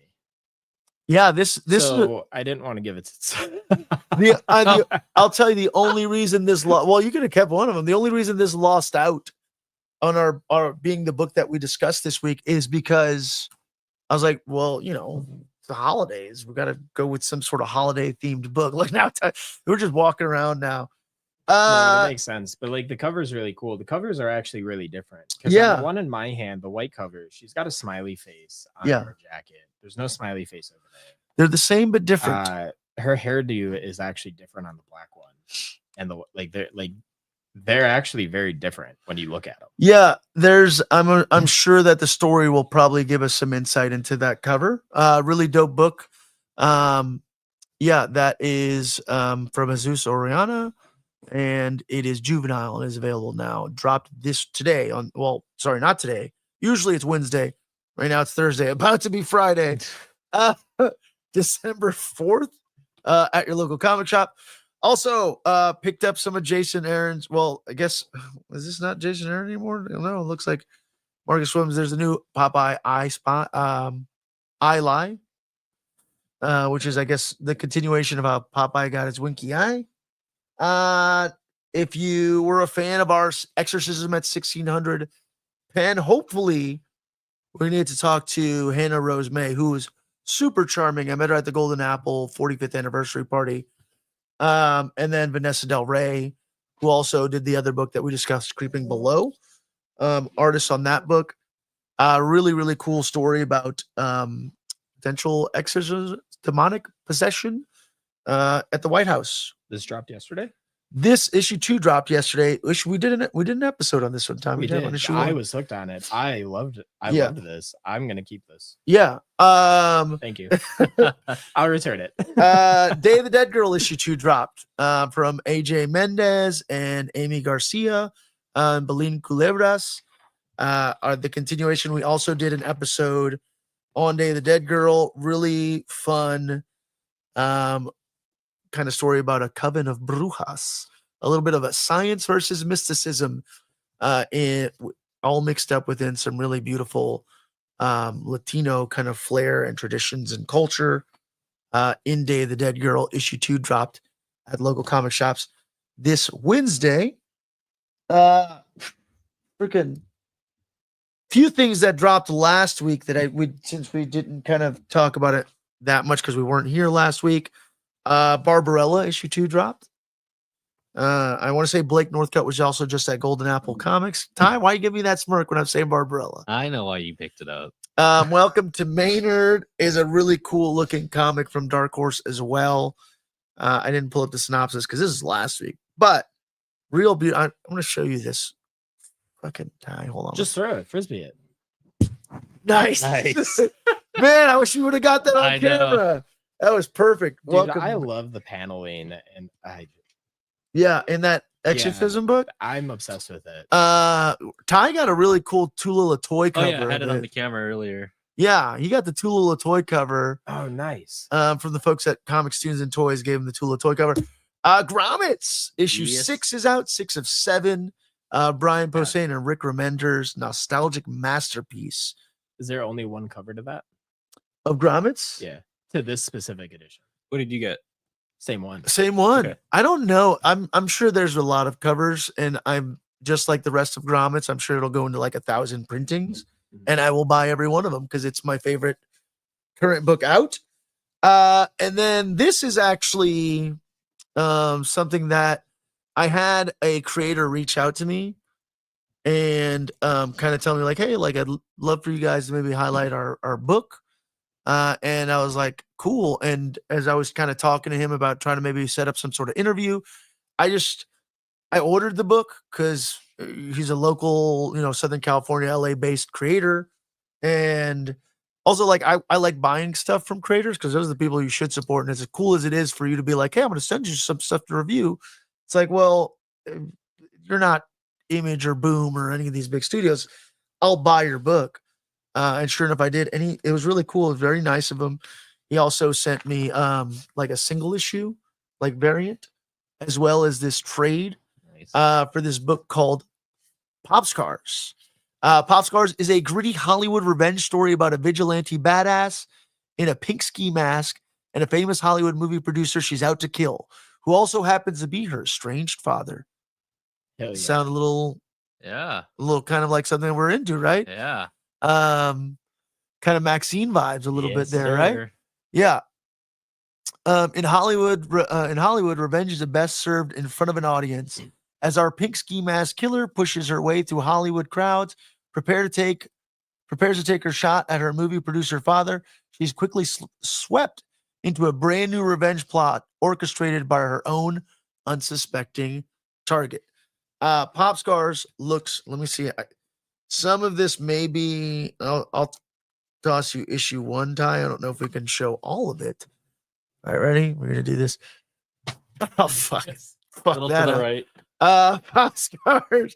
Okay. We can't show everything on here, Okay, but let me really badass preview real quick. exploitation-esque, like crazy, gritty grindhouse kind of vibes to it.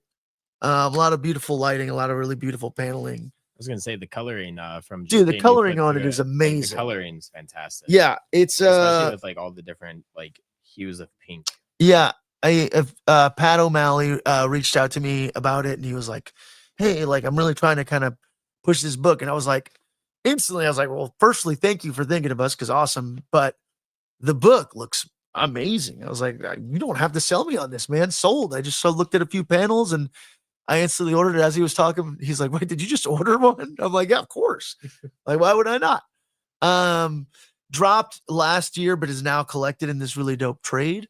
Hopefully we will have Pat here at some point or meet him down the line to discuss Pop Scars a little bit more, but definitely check out Pop Scars. Came from, I think it was distributed by Sumerian Comics. But I ordered it, I want to say right from his, man, now I got to look it up. I ordered it right from his website here. Hold on. Brian O'Malley. There was Go ahead. so on Pop Scars. Yeah, there's yeah. I know exactly what you're talking well, about. I wasn't actually gonna talk about that. I was gonna talk about this, but Oh yeah. There's a character out here, and on a couple of the panels, it just makes me see Walter White. And with what I'm seeing in this, oh okay. I'm enjoying it. yeah. It looks crazy. It's like pretty bananas. And definitely like I said, if that sounds cool to you, like it's gritty Hollywood exploitation, and I'm assuming Pop Scars is a play on Pop Stars. I don't know if that's what it is, because they even kind of mentioned. I haven't read the book. I just got it because I was out of town. I love this. I'm gonna read. Yeah, go for it. Yeah, go for it. I just want to know one thing. Who the fuck are they? That's it. That's all I wanted to read. That's yeah. And, like the panels all around this, like honestly, like kudos. I think this has my interest. It really dope.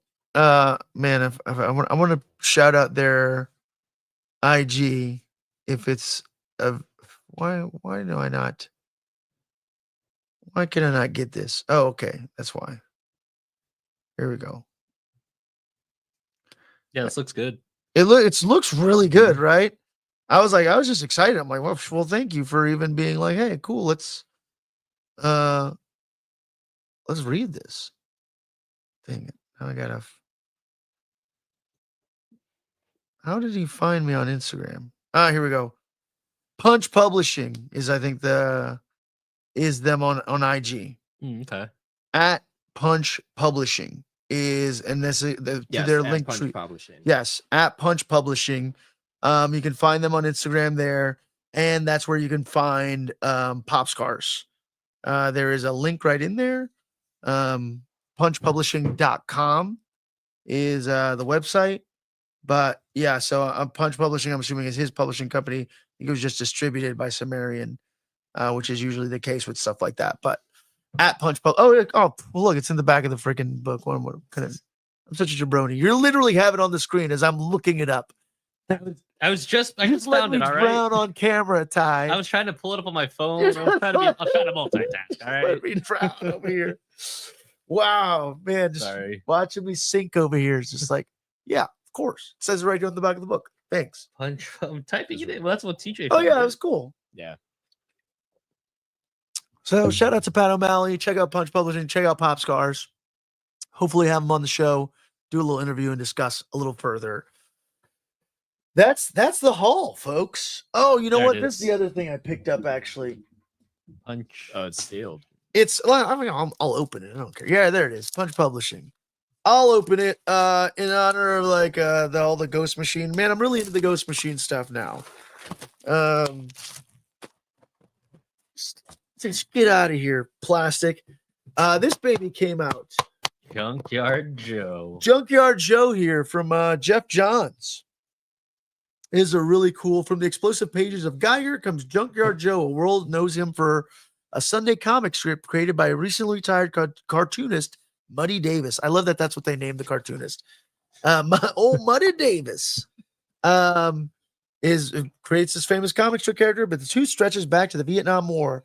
Today, those memories still haunt Muddy nightly. The tragedies of combat and vision of a strange robot soldier named Joe that saved his life there come to him over and over again. But dreams become reality when Joe mysteriously shows up on Muddy's doorstep, warning of an impending war. Junkyard Joe reminds me of G.I. Robot. G.I. Robot a little bit. So I was like already in this mode of like, let's go kill some Nazis over here. Dude, it's so funny. I have Junkyard Joe #1. Do somewhere. you? Yeah. I remember when that book came out. Dude, it's beautiful. Mm-hmm. It's a beautiful, beautiful book. Obviously, I mean, you know, Jeff Johns. I love that Jeff Johns is stepping into the creator world, like the creator owned kind of his own universe or sandbox. Because for the longest time, that's all it was. He was the DC guy. Mm-hmm. And you know, and when we interviewed Jeff Johns, like nice enough, Ryan was like, "Hey, you want to like talk to Jeff and Danny?" And I was like, "Yeah," but like, I feel like, you know, I'm not super prepared, but it's like, I don't know. I was weird about it, but he's very nice. And but I think I said to you, I'm like, I just want to ask him about like DC and like his time, like, because he was like overseeing Mm-hmm.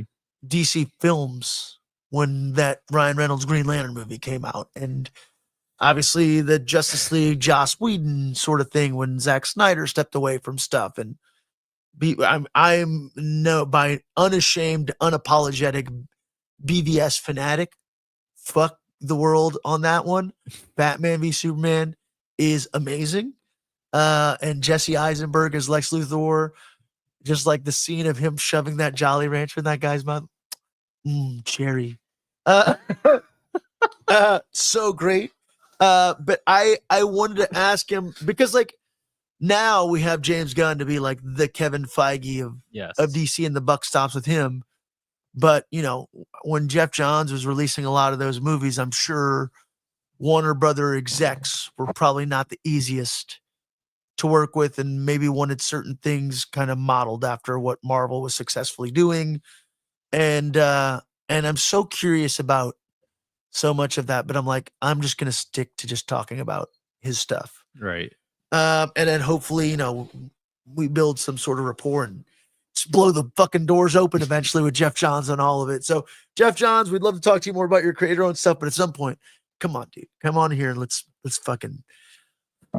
give the people what they want. Let's talk turkey, friend. Or Prime Rib at this point.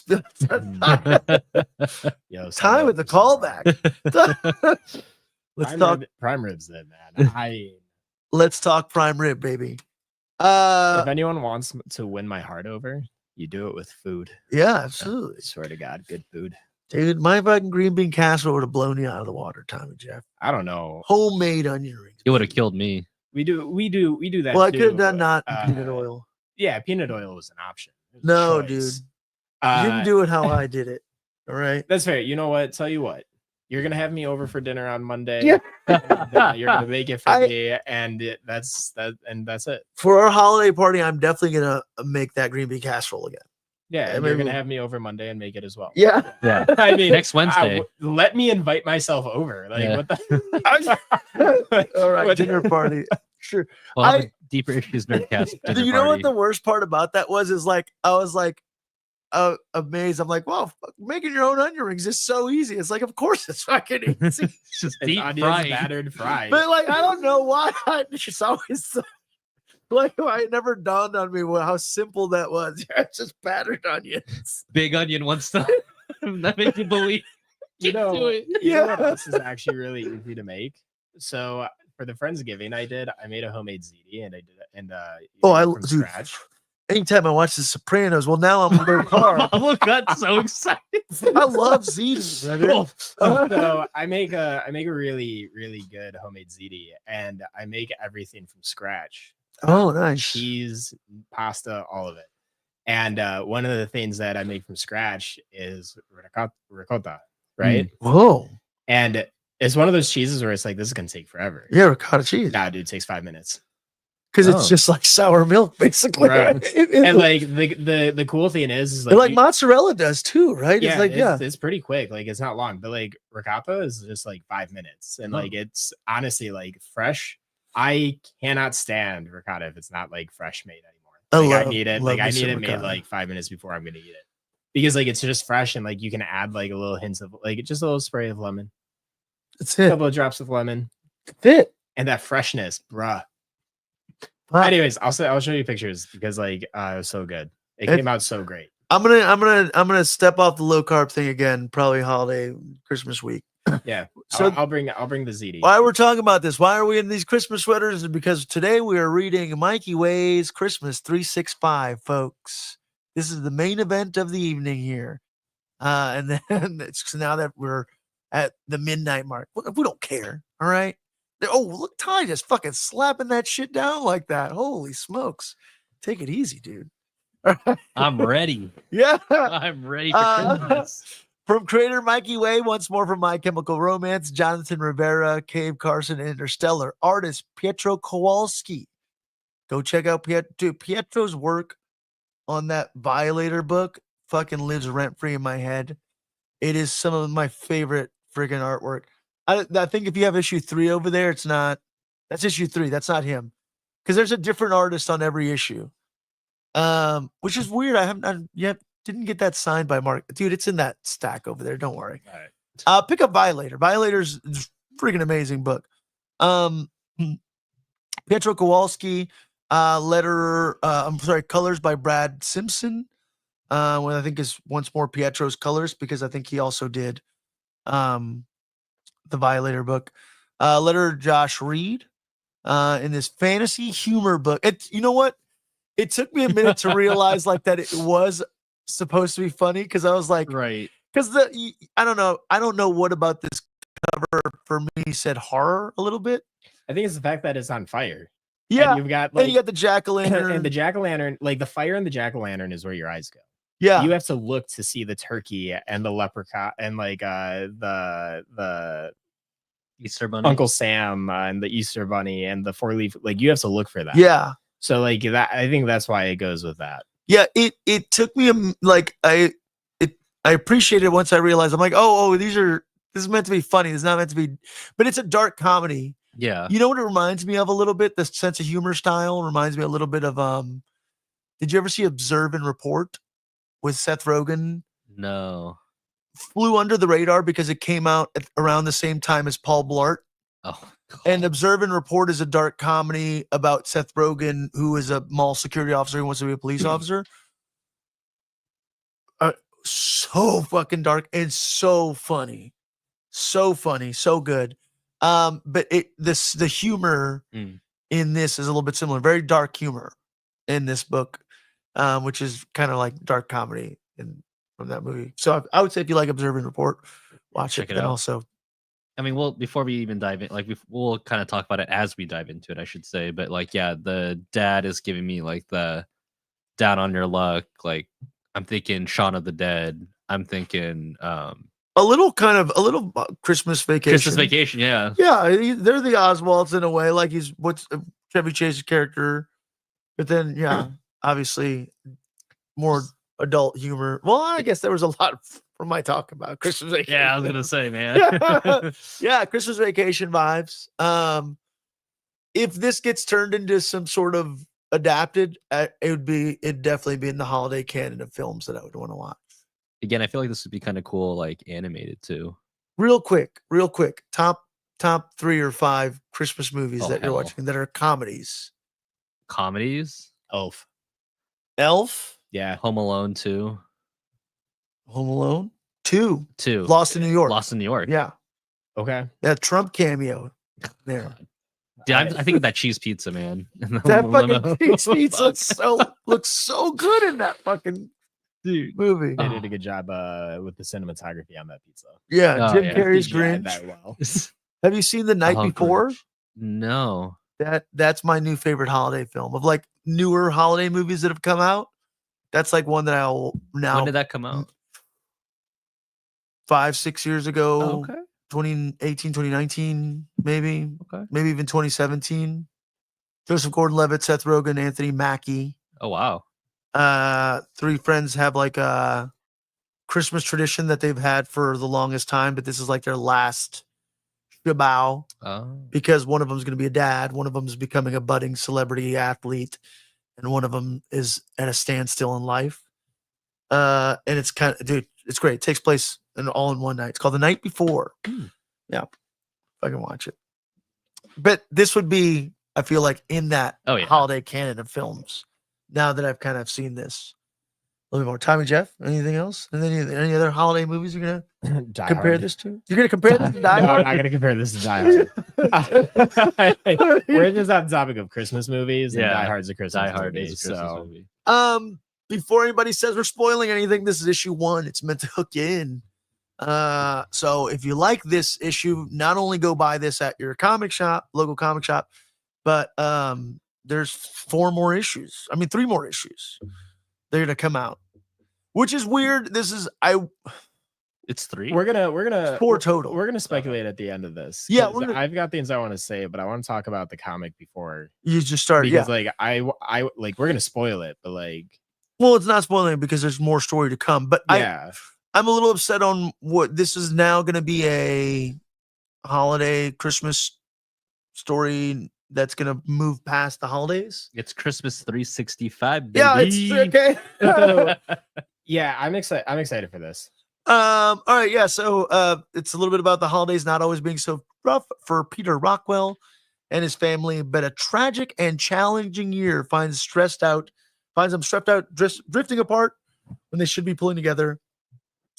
After accepting wisdom from a Santa Claus at his local mall, Peter hatches a plan to give his family the best year ever, one Christmas at a time. Once more, 4-issue miniseries. Let's get in. Let's dive into it. I'm gonna start off real quick. Yeah. You turn the page to the open. Yeah. And on the left, you have like a Christmas list. Yeah, look, Christmas. And list. I absolutely love this touch where they have the nice, and it is the script writers, it's the artist, it's the colorists, like all of that. Yep. And then you've got the naughty, and it's just the publisher. And the editor. And Yeah. I think that's such a nice touch because like you're highlighting it, but it drew me to actually read all of this. Yeah, we don't Because I always don't- talk about that. I don't read that. Like I don't read the publisher and the assisting editor. Yeah, or, there's all the like, thankless roles. there. and like this made me actually read all of them because I'm like, damn, y'all are. You're on the naughty list. Yeah, like y'all on the naughty. Like we checking that twice. Yeah, it's true. I thought that was just a fantastic note to keep it in theme. And So, yeah, it was really good. And then or a little bit of kind of like the Deadpool opening. Yeah. Yeah, right. It was like some asshole wrote this. Yeah, we open with a little boy And let me tell you, This part. this is my literal fucking nightmare. Yeah, I didn't know this about you. Yeah, I'm not a big snowman guy. The concept of You didn't like Frosty the Snowman? no, the concept of Frosty was always fucking weird to me. I told him he must have hated those like brisk iced tea commercials. Yeah, yeah. Those are the only. But just like you and your fucking dark coal eyes and your corncob pipe and your fucking top hat. I'm not gonna follow. If a snowman comes to life, I'm not just gonna follow you and. But they're so jolly normally. Some sort of frolicky fucking play. I don't know, but I'm gonna send you the snowman episode from Smiling Friends. dude, and also I remember there's a movie called Jack Frost that used to sit infamously at all Blockbuster video stores with the lenticular moving Yep. cover of like a snowman and it has like a scary. The horror one, right? Yeah, And then people would switch out the VHSs at because there's Blockbuster. another Jack Frost, yeah, and Wait, because there's Frosty the Snowman where it's like the animated one, and like it's got the kids. yeah, and like the parents are the evil ones. I'm a fan of that stop motion, like The Year Without Santa Claus and the Rudolph and stuff like that. But that Frosty one, no, actually, the Frosty was just an animation one. Frosty was just always too weird. So It was Jack Frost was the non-horror one, right? there was two Jack Frosts. There's a non-horror one and a And the horror one. the live action. Yeah, For both. and wasn't even there a Jack Frost with Michael Keaton, like a fucking terrible Michael Keaton film. Is there? Yeah, Oh with my. like a kid. This is the weirdest concept. There's a kid. His dad dies. His dad is a musician, and he dies in a horrific car wreck. But then his dad's spirit embodies a snowman, and he gets to like spend like one last winter with his dad in snowman form. And I think it's. Yeah. I find that I can't remember what that find was it. called. But that's a Michael Keaton. I can now understand why Snowman would be creepy if my dad was reincarnated. in But- one. I would legit be terrified out of my mind because no, thank you. I think that one was also called. Okay, hold on. Michael Keaton Snow. I have to Google Michael. Yeah, that one's also called Jack Frost. Damn. There's. I did watch Of this. course, yes. you watched this. This is so 90s. 1998. They need to. Oh Yeah. my god, I do. Yes. Yeah, I literally went, I think, on a school field trip when we went to like a school field trip to the movies, because that was a thing. We would go see movies every like around the holiday season. We're like, just fucking take a field trip to the movies. We went to see Jack Frost. I remember seeing this in theaters. Pablo's under the chair crying. No, I wasn't. This was the one and not. I wasn't scared of Snowman, but the point is that this panel, this Peter Kowalski, this boy being alone in this town, and this fucking It's creepy. very reminiscent of this. It's on brand, and like I said, this would be a nightmare for me. And it instantly, and then maybe this is maybe why I also thought, I'm like, man, this is a crazy horror book already. and then you've just got the dad standing in the doorway. It's that. like to Yes. add to that. Peter, please come home. like This doors is- wide open and he's just like there, arms hanging. Dude, this is so well done. So you get the creepy snowman, you get Petey, then you get a wider shot of Petey, and now there's more than one creepy snowman, a reindeer, and a weird Santa. The dad in the doorway saying, "Peter, please come home," and then cut back to Petey surrounded by weird Santa Claus and snowmen. And I love the way that this is done, and then like the kind of the half shot, Yeah. because this is a bad dream. It's a fever dream of a situation, and then cut to the other panel of Peter. This is so well done. It reminds me of like a Sopranos dream sequence a little bit, Mm. or just it's checks out of just like how dreams, the anatomy of a dream, like this kind of works. And then yes, wake up, character Peter. I keep wanting to say because of Petro Kowalski, but that's not it. That's not his name. But yeah, you get Peter in what's his last name? Rockwell there, waking up out of this dream. So this is a dream. Yeah. Opening dream sequence, very well done. Yeah, I don't know. Is it just me? Am I the only one with these nightmares? Check out. I will be honest, I'm not afraid of snowmen. No, I'm not afraid of snowmen. I'm not afraid of snowmen, but if like I ran into a snowman in a dark alley that looked like this, I'd be like, fuck, I'd be afraid. I don't know. I mean, like, I grew up in a neighborhood where there's a house that had Look, like he's a from million Chicago. Santa statues and like the light up Santa like. But that's statues and Santa. all That's that. not a. But creepy there's snowman. creepy Santas in this, like chasing them. There's more Santas than snowmen. I'm still on the idea of you like walking in a dark alley with the snow. Yeah. If chilling. I I'm mean, in running into a Chicago, you would actually see it, like just peeping around the corner, like a snowman, Dude. like right there. We should go to Chicago. Like, oh man. I don't. There's a lot of terrible things that could happen. I don't want to think about. I do. I think they did a good job of like setting the tone for this because like I find like that second panel with the snowman and that like grin, that grimace. Yeah. Like I think I genuinely chuckled when I saw it. All right. Like I found it a little humorous, but I think it's because like it's like you aren't used to an evil snowman. Like it's a thing that like some have like explored, but like it's not the commonality of what a snowman is. Yeah. So I find it like I just like chuckled at everything. I think what I find what even creepier is like the dad's stance in the doorway. And Yeah. half closed. That's what I'm saying. Like the way that I've had dreams where something is like close but far, Mhm. kind of like in an unattainable sort of way. So like I love the way that this was all laid out. This dream sequence was laid out. Yeah, they did a great job with it. Which is why I don't like. Once more, I went into this thinking it was a little bit of a horror book, but as I'm reading more about it, it's a dark comedy. Yeah, Peter wakes up, hustle and bustle in his day.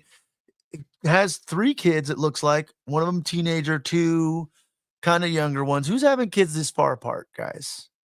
Who's in today's day and age? I don't know about today, but I mean, like, there's like 12 years between Yeah. me and my oldest brother. Yeah, and that's Like- kids. Maybe it's just because I just only have I have my kids are 15 months apart, like a fucking crazy person. I But- mean, at least you get it all out of the way. And also, who's having 3 children in this economy? That's I don't I feel like everybody within our age group is like 2. That's it. We're looking for one of each. Bro, I don't even know if I want one. That's what I'm saying. Most people are just like it's 1 or 2. Here's my dog. I think about things where people are like, I'm from like 1 of 17, and you're like, what the fuck was your mother was pregnant for 17 fucking years at some point in their lives? Bro, like for real. Yeah, That's a weird perspective to put it in. I Yeah. don't think I've Holy ever put it that like, holy shit. yeah. No. Like what happens to that body? I mean, Like it's a miraculous thing. Like what I'm saying, human like body is you're broken. insane. You're broken down after that. Like moms from that era having 17 kids. like if you start having kids, like you're 37 when you have your last one, and like by the time they're going to college, you should be kicking back. You should have kicked back forever ago by that point. people who have more than 10 or kids like that, when people are, even if you're just like 8, you're like, well, you've been pregnant for nearly a decade of your life. You've created a decade of your life creating humans.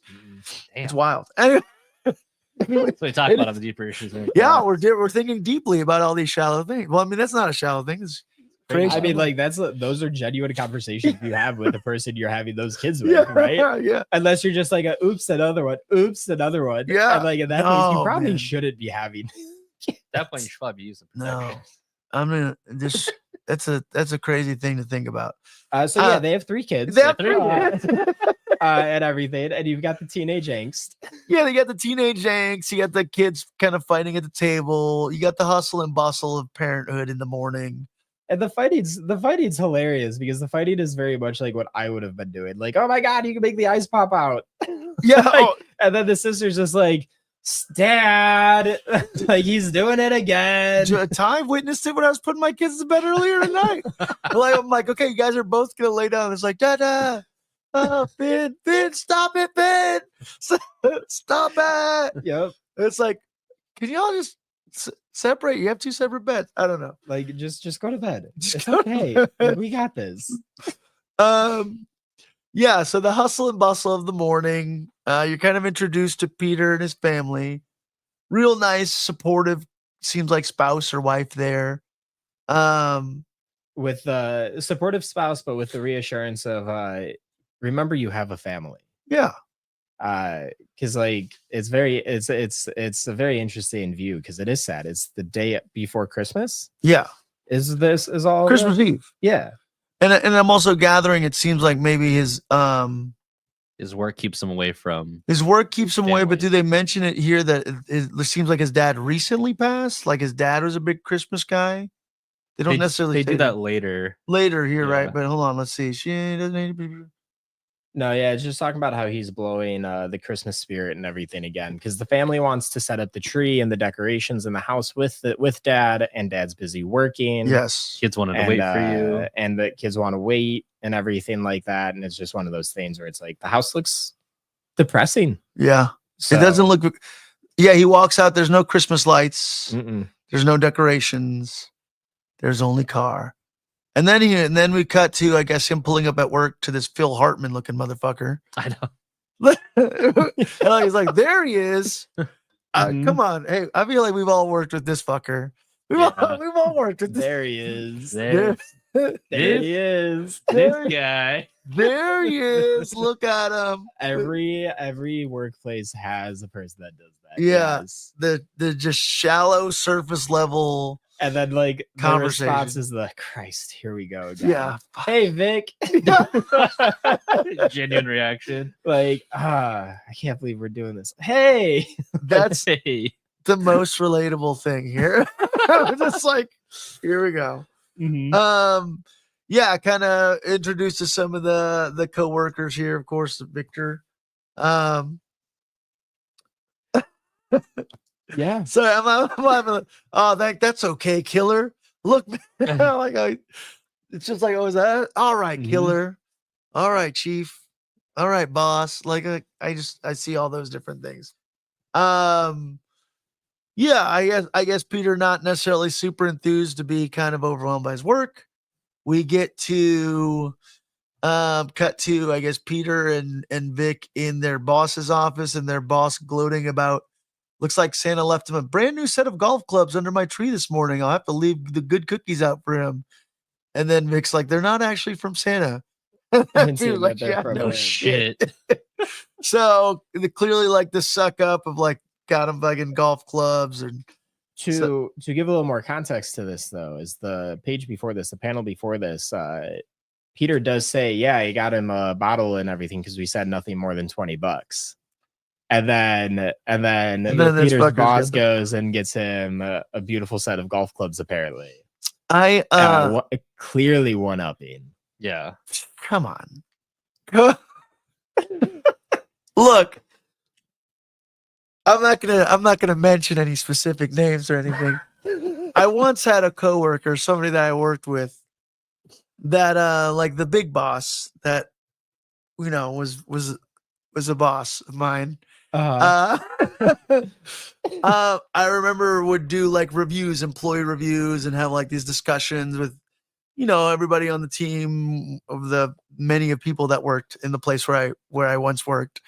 And I remember there was an employee that was like made our boss a Apple Music playlist of a music that they enjoyed, that they thought that the boss was. And I'm just like, mixtapes, playlists, these things are exclusively reserved for. I think I probably told Ty this story, and he probably knows who it is, but exclusively reserved for, I don't know, people that like. I never think of like, you know what, I'm gonna make a fucking playlist for my boss.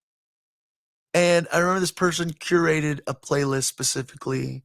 They liked our boss so much that and my fucking eyes could not roll deeper into the back of my head of, you made this person a playlist?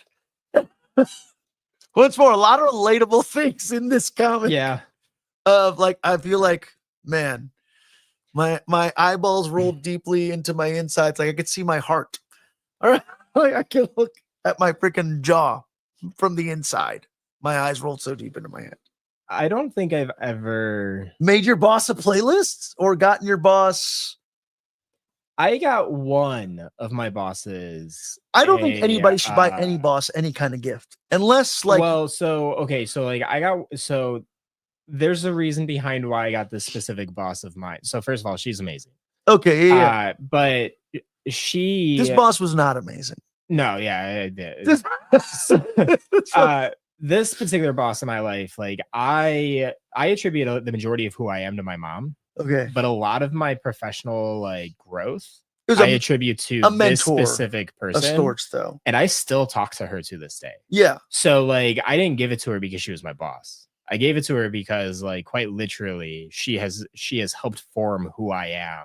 Yeah. On a professional level, and how to like carry myself, and how to be open-minded, and how to be accepting, and how to challenge things without being too difficult, even though I challenge things then sometimes I'm a dick. But Yeah.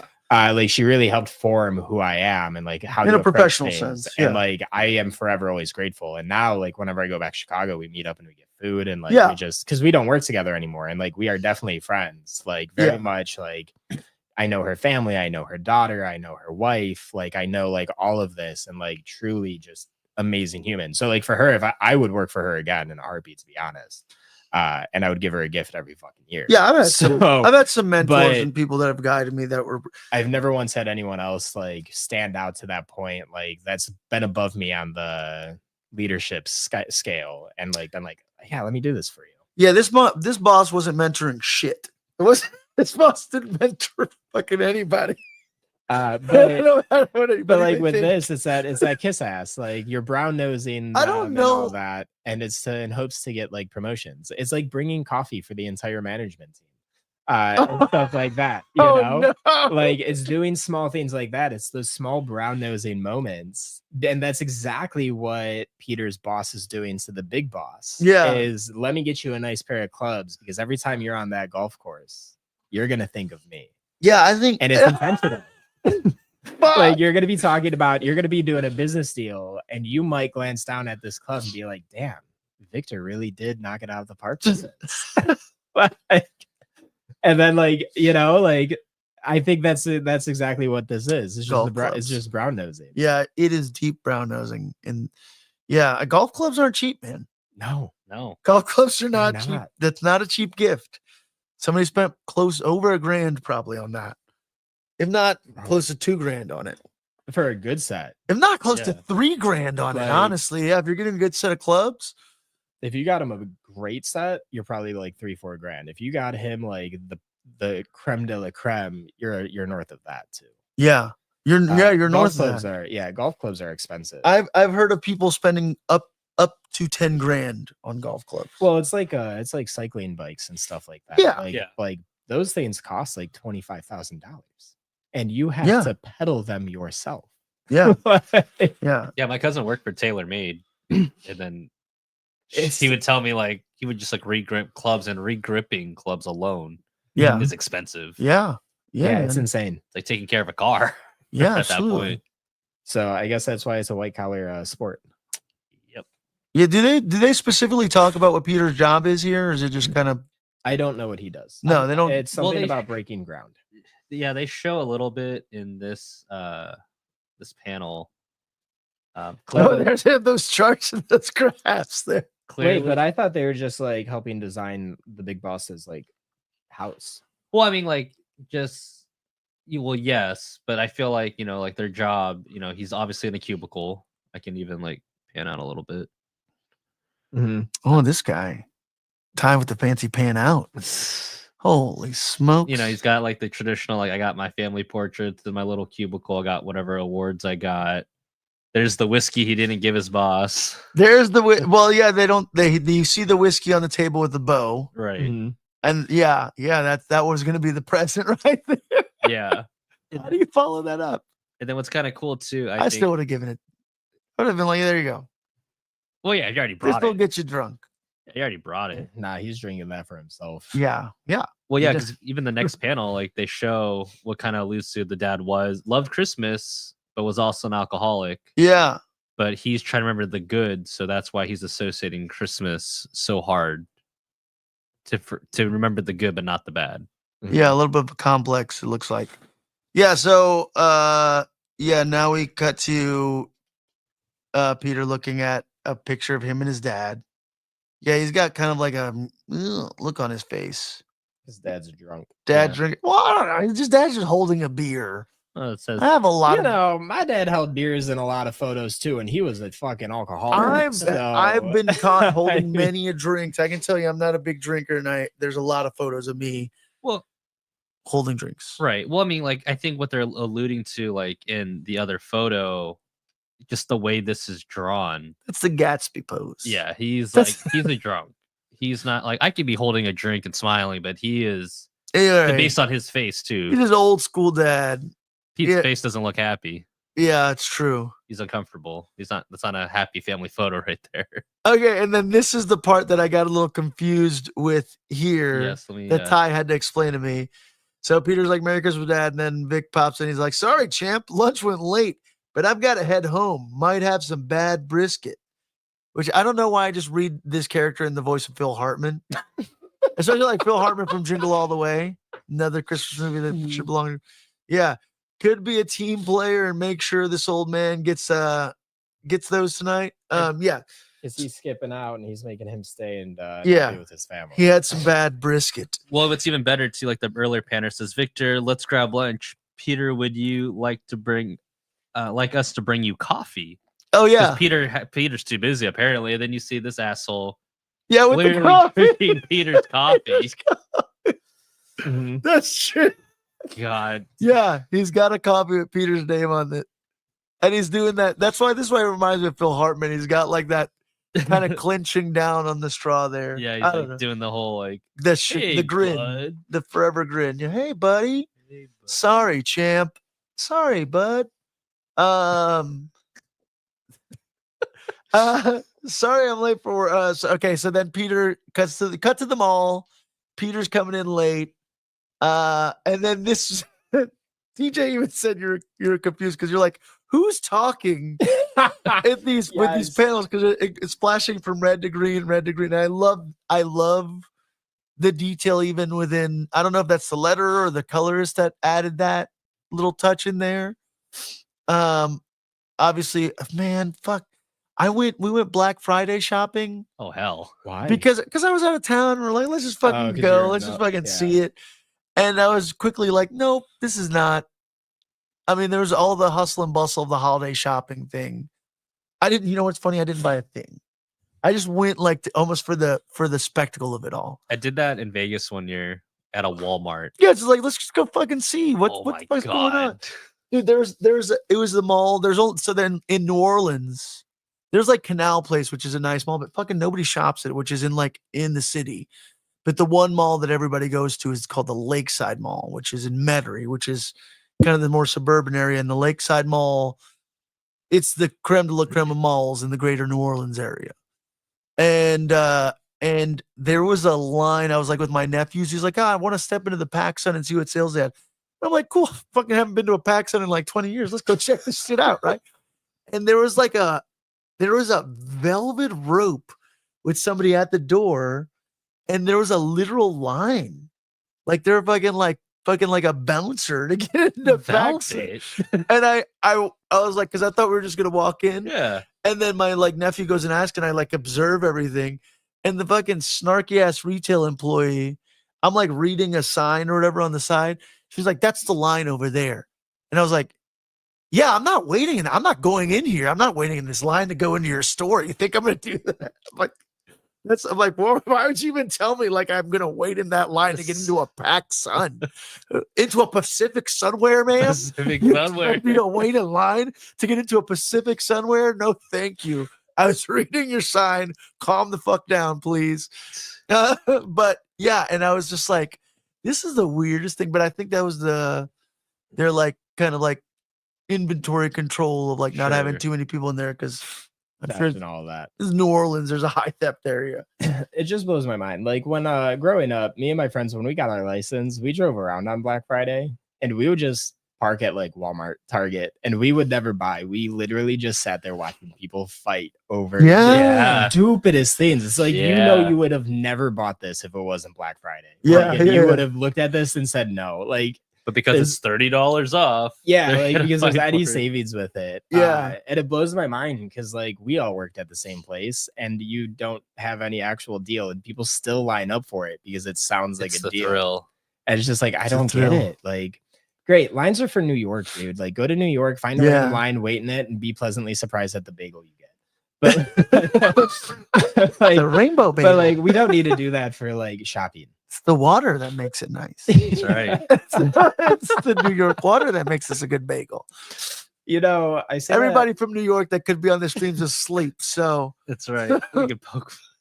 you could say that. And that. I'm from Chicago, so Fuck the New York water for the bagel, right? TJ's here, like, you know what? Fuck your hot dogs and pizza too. A bagel. You know, I will that's your say though, thing, is like- the bagel. I will say though, New York does have good food. New York does Yeah, have it's good great food, bagels, but like you can't just go anywhere because like there's some really shitty bagels in New York that they charge up the wazoo because you're like, New York's got good bagels, and then you buy it and you're like, this is not the bagel joint. There's no wonder there's no line. Yeah. Bagels. Food. But yeah, Bagels. I will tell Shopping you that malls. there is something cool about. The Lakeside Mall did have a really cool Santa setup with Santa in the middle of the mall, and they had like a little tiny train that you can ride on and everything. Oh, that's cute. Did So- you ride the train? No, come on, ride the Choo-choo. train, ride it, right? No, I did not ride the train. Ooh. But there is something cool when the holidays come around, and if it's a good Santa, if it's a cool mall with like the cool setup, there's something a little magical about seeing a Santa in the middle of the mall. I don't know, whatever. Maybe it's just me. All right, it's the childhood in me. it's a childhood thing. Yeah, like I think that's what I really like about this is because like my confusion makes sense. Like was resolved on the next page as like Yes. as the dude who literally said like just keep reading you'll know, and I'm like, yeah, but like what the hell is going on? Yeah, it's because you think he's talking to a therapist too. So he's like, "What brought you in to sit with me today?" Well, I need some advice. This one right here. You want my advice, Peter? Yeah, Yeah, and like I was looking in every panel, I was like, I don't see headphones, I don't see a phone with him, I don't like the confusion was real. Right yeah. The there. transition's but once you see it, it works out very cinematically. It's like almost like an audio transition, right? Whereas you would get in the movie. Just Yeah, and it's like that's a damn fine Santa Claus. And it's like, what do you mean? That's a nice. yeah. So Peter's like asking for some deep advice, and we realize, yeah, he's like, "You want my advice?" That doesn't mean you don't try.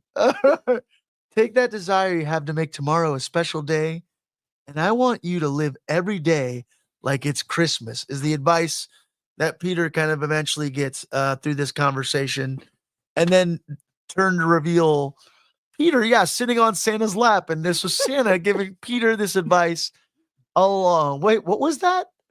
Which is so funny now that I'm rereading this. I said to live each day like it's Christmas, my boy.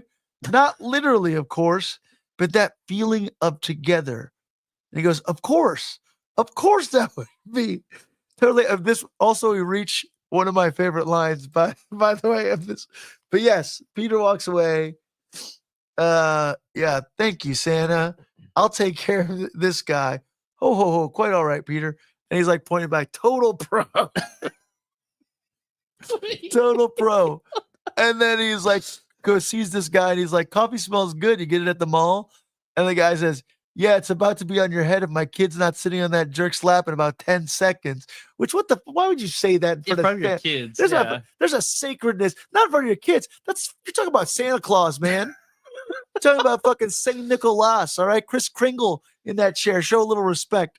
And this is my favorite line is Peter dips his finger into the guy's coffee and the guy goes, hey, my gingerbread dream. It took him 30 minutes to make that. He goes, it's just finger water now, pal. I love this so much because the panels and everything of the two of them and like the smugness of the That's like the ultimate insult. and then like the It's just finger water now, pal. Just like, fuck you. no more beans, all Yeah. a finger. This is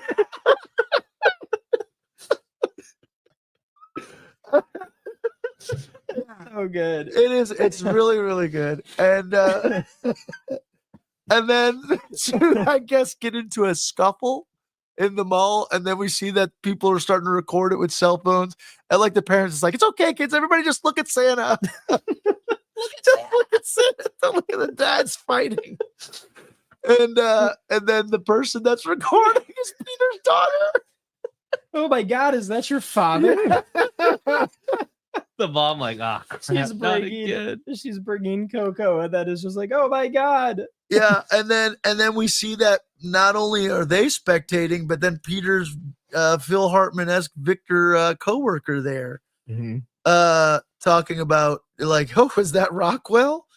And then Vic's wife's like, hey, like, everything okay? And then this is where I'm like, what are you talking about? He's like, and I got ruined because of some ridiculous coworker dumped a bunch of his work on him at the last minute and faked explosive diarrhea to go home early. And I was like, wait a second, what? and then the wife, what a little piece of trash. And then bitch. Who would do I that? heard it was just some bad brisket. I'll have it looked into right away. Yeah, and then we also see it looks like Peter's daughter and Vic's daughter kind of have a little bit of some sort of energy, some sort of vibe there. Wait, is that it? Wait. Okay. The shirt? Does it say Gorgons? Wait, what is Vic's kid's name? Tina? No, that's Peter's kid. Yeah, Peter's kid is Tina. Right. What is this kid's name? Yeah. Daniel. Okay. Okay. Did you call Daniel a girl? No, Oh.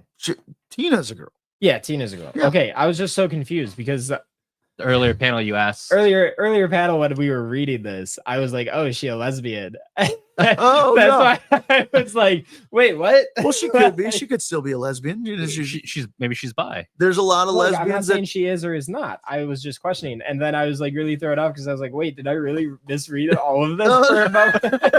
No. Cut to then. All right, so I get this little Tina Danny vibe situation here. Little separation. Cut to Peter drinking his boss's bottle of whiskey. Oh, you already jumped. Sorry. Oh yeah, sorry. No, I'm just gonna say like what Oh yeah. TJ pointed this out. Normally when a comic does sound effects or an action, right, like cough, right, like right here on the screen. This right here is obviously her trying to slurp down the drink. Yeah. But they didn't. I don't know if that was intentional. They didn't do it like how it was like cough. Or like a sound 'cause effect. it's like, it's not yeah, bolded, it's not it's- italicized. Yeah. almost done. Yeah. And I was like, what? Oh yeah. Mm-hmm. Oh, yeah. and then this I get almost done. And what I find really interesting is that she like her mom's pulling her away, so she turns around and hands the like nearly finished drink to Daniel.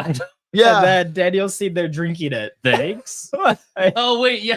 Daniel's just drinking it. What about this family drinking this other family's drink as an ongoing? Yeah, what about I we- actually didn't pick up on it.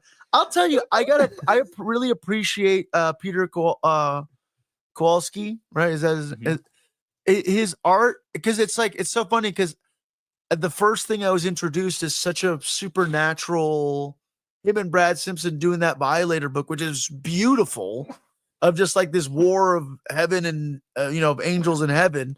And now, like, is seeing also his art. I really like his art a lot, actually. Like, seeing it. I mean, Yeah, I'm enjoying this. there is so much detail and so much in every panel. I mean, the feat of drawing a crowded mall like that alone. The fights, it's so well done. I really appreciate this artist a lot. Like, as I'm soaking this art in more, it's making me like appreciate it even more and more. But yeah, the kids fucking drinking her drink a Then all right, so now we cut to Peter drinking his boss's bottle of whiskey, kind of down in the dumps here. This is where we kind of find out a little bit about, hey, he didn't decorate anything. Peter's dad seemed like he was really into Christmas. And then Peter's kind of sulking in all of the, man, I'm overworked, underpaid, just like Diddy is. being one-upped and everything. Wanting to spend more time with my family. There's a saying of like, the road to hell is paved on a path of good intention. Mm-hmm. And I have a feeling there's some of that's going to kind of unfold here. Mm-hmm. Cut to then, so nice kind of words, nice little kind of exchange here between the spouse and, with him and his spouse. And then Peter starts pulling out all the decorations, clearly very drunk at this point, finds an old nutcracker, calls it Old Gus. And yeah, it ends with a nice close up there on Old Gus. It's terrifying once more. My wife collects nutcrackers. We have a bunch of nutcrackers that we pull out for this time of year. And then cut to what's her name again? I'm sorry, was it? Oh, the wife? No, the Oh, Tina. Tina. Tina waking up the mom. Peter wasn't in bed. She realized he didn't come in bed last night. And then she goes, "Please be wearing pants." I know. Oh yeah, because Christmas morning I gotta be wearing pants. She comes down to her surprise. The house is fully decked out, as Christmassy as Christmas can get. Can I tell you though, when I saw this panel, I was like, "Oh God, did he like?" I was thinking the cover of the comic. Yeah, Like, did he dude. set the like? This is like, oh my God, Oh, this is a like, horror. yeah. I don't know why It's a good everything mislead. about this originally to me, obviously, like I should have read the genre thing because it says humor. Well, it does say fantasy as well. Yeah, But I It's don't just know like- why I said the thought horror with this book. But I I thought mean, so maybe it's too. just Mikey Way. But him and It's the jackal. Jared, they have their funny little sense of humor, their dark humor and stuff. That well, it's funny too because like his book, Electric Century, Mikey's book, it wasn't a horror book.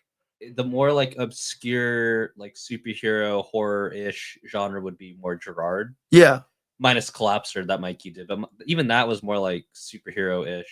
yeah. Yeah. Yeah, interesting. I mean, I really like this book. Yeah, and then Peter says, "Merry Christmas 365." He does the thing. He does the thing. He does the thing. He says the title He said the title. of the story in the story. There's evil within too. Yeah. That video. Yeah, and then he says, you know, I know I've been down in the dumps this year, and Christmas kind of fallen through the cracks. But a wise man named Santa Claus reminded me that we should treat every day like it's Christmas. And that's exactly what we're going to do. And then he points to a box. He's like, "Okay, sweetie, but you need to stand back." She presses a box and all these like calendar pieces and things explode. And there's like a Santa statue. And they're like, "What's with all the calendars pages? Honey, the sparkles are looking a little intense for the inside." So as he's explaining what's about to happen, something crazy is happening behind Peter. There's a little smoke and sparkles. And Peter kind of unveils his master plan. He goes, "Every month this year, we're going to celebrate the 25th. We're going to celebrate Christmas, music, decorations, food, even gifts, the whole 9 yards. And we can change up the decorations every month to reflect the time of year. Tina, I could really use you on this." So he's like explaining, like, "Hey, every month, we're going to have 12 Christmases this year." And everybody's like, "That's great, Dad, but the presents are on fire." And then turn around to Peter revealing, Holy shit. yeah, what we saw in this cover, which is the Christmas tree on fire, and then Peter putting it out. Was he putting it out with like a fur coat there? What is that? Or like a I robe? think it just says, Robe. yeah, I think it just says His robe. But Yeah. dude, the Nutcracker. Yeah, and then Tina saying, "Oh yeah, once more, The it's a kids shot of the with Nutcracker." the nutcracker. But then Gus. Oh, for a second, I thought Yeah. the kids were looking at Gus in sheer No, fear. And Gus is behind the kids. he's going in for the kill. Oh my gosh. Gus's reaction. That's just, And then Tina is just there doing what she did in the mall. yeah. And these are going to be the best Christmases Christmases ever. In the whole like even like when she comes down the stairs, she has not put down the phone. Mm-hmm. Yeah, it's on brand. It's on brand. Checks out. She's a teenager. And then- She's been holding it the whole time like she's recording. right. Like I love that. That's such a good piece of detail. It is. It's very so to be continued. And then issue January. 2 is going to be on sale on January 8th. But so this is why also too now the cover makes a little bit more sense with the Halloween decoration, the Uncle Mhm. Sam, the Easter Bunny, the turkey. And that's what I was gonna talk about and everything. I like why those are there. Yeah. Yeah. Okay, so that is Christmas 365 by Mikey Way and Jonathan Rivera. art by Peter Kowalski, Brad Simpson. Wrapping up thoughts here. What are we? How we feel about the book? Are we pulling it? Are we waiting for a trade? I thoroughly enjoyed this. I did. However, it'll be a trade for me. Yeah. Yeah, I thoroughly enjoyed it, and a lot of it is just more so like I think it's fantastic. It drew me in. I also just had some confusion with it. There are moments like the mall and everything that I like rather enjoyed because like that was him finding his joy. I liked the him finding his joy at home and everything. The rest of it, I loved the small details, like the Victor drinking his drink. I really liked the like subtle nods to like his family and everything like that, and like the memory of his father and like the reassurance of like his wife. But I would do a trade. Yeah. That's the one. That's the one that I love. That this is what kicked off our December. By the way, that this is a kind of like a Christmas read. But that's what I was telling Ty. I'm like, what's a bummer about this? And I don't love the way that they kind of. I wish that this was a trade already. Yeah, because like it's such a perfect book for this time of year. Mm-hmm. But I don't know. I mean, I guess since the theme of the book is I'm going to celebrate Christmas at times when it's not Christmas, right. maybe Well, that still makes sense. And at the end of it, you can kind of see like a node to what looks like a potential cover for the next edition coming Yeah. out January 8th. Yeah. Just in time And- for Valentine's Day. Yeah, and like they do have Cupid, but they also have a leprechaun, and then they also have a bunny. Yeah. So all those other right? holidays. So still. like, I don't think it's necessarily going to be Christmas. Technically, I Yeah. think because like he even says it in the panel, like while the tree's burning behind him. Yeah. If that's not an omen, that like they're gonna decorate according to the time. Yeah. So Yeah. I just feel like instead of like you, and if you don't decorate for Valentine's Day like normally, or like if you just put a couple like tchotchkes out and stuff, like you're gonna go all out now. The whole house is gonna be nothing but Valentine's Day and Cupid Right. and like love and like pink and Presents red and stuff and chocolate and oh my god, St. Patrick's Day is gonna be like really heavy on like the Irish and the green and the luck and like also whatever else is in March, followed with like Easter and stuff. So I just think it's gonna be more like holidays grouped into one. Yeah. And I think they're gonna do there's 3 more things with it, right? Yeah. There's 3 more. So it's a 4-issue miniseries. Mhm. I'll tell you, I'll put it in my pull list. Yeah.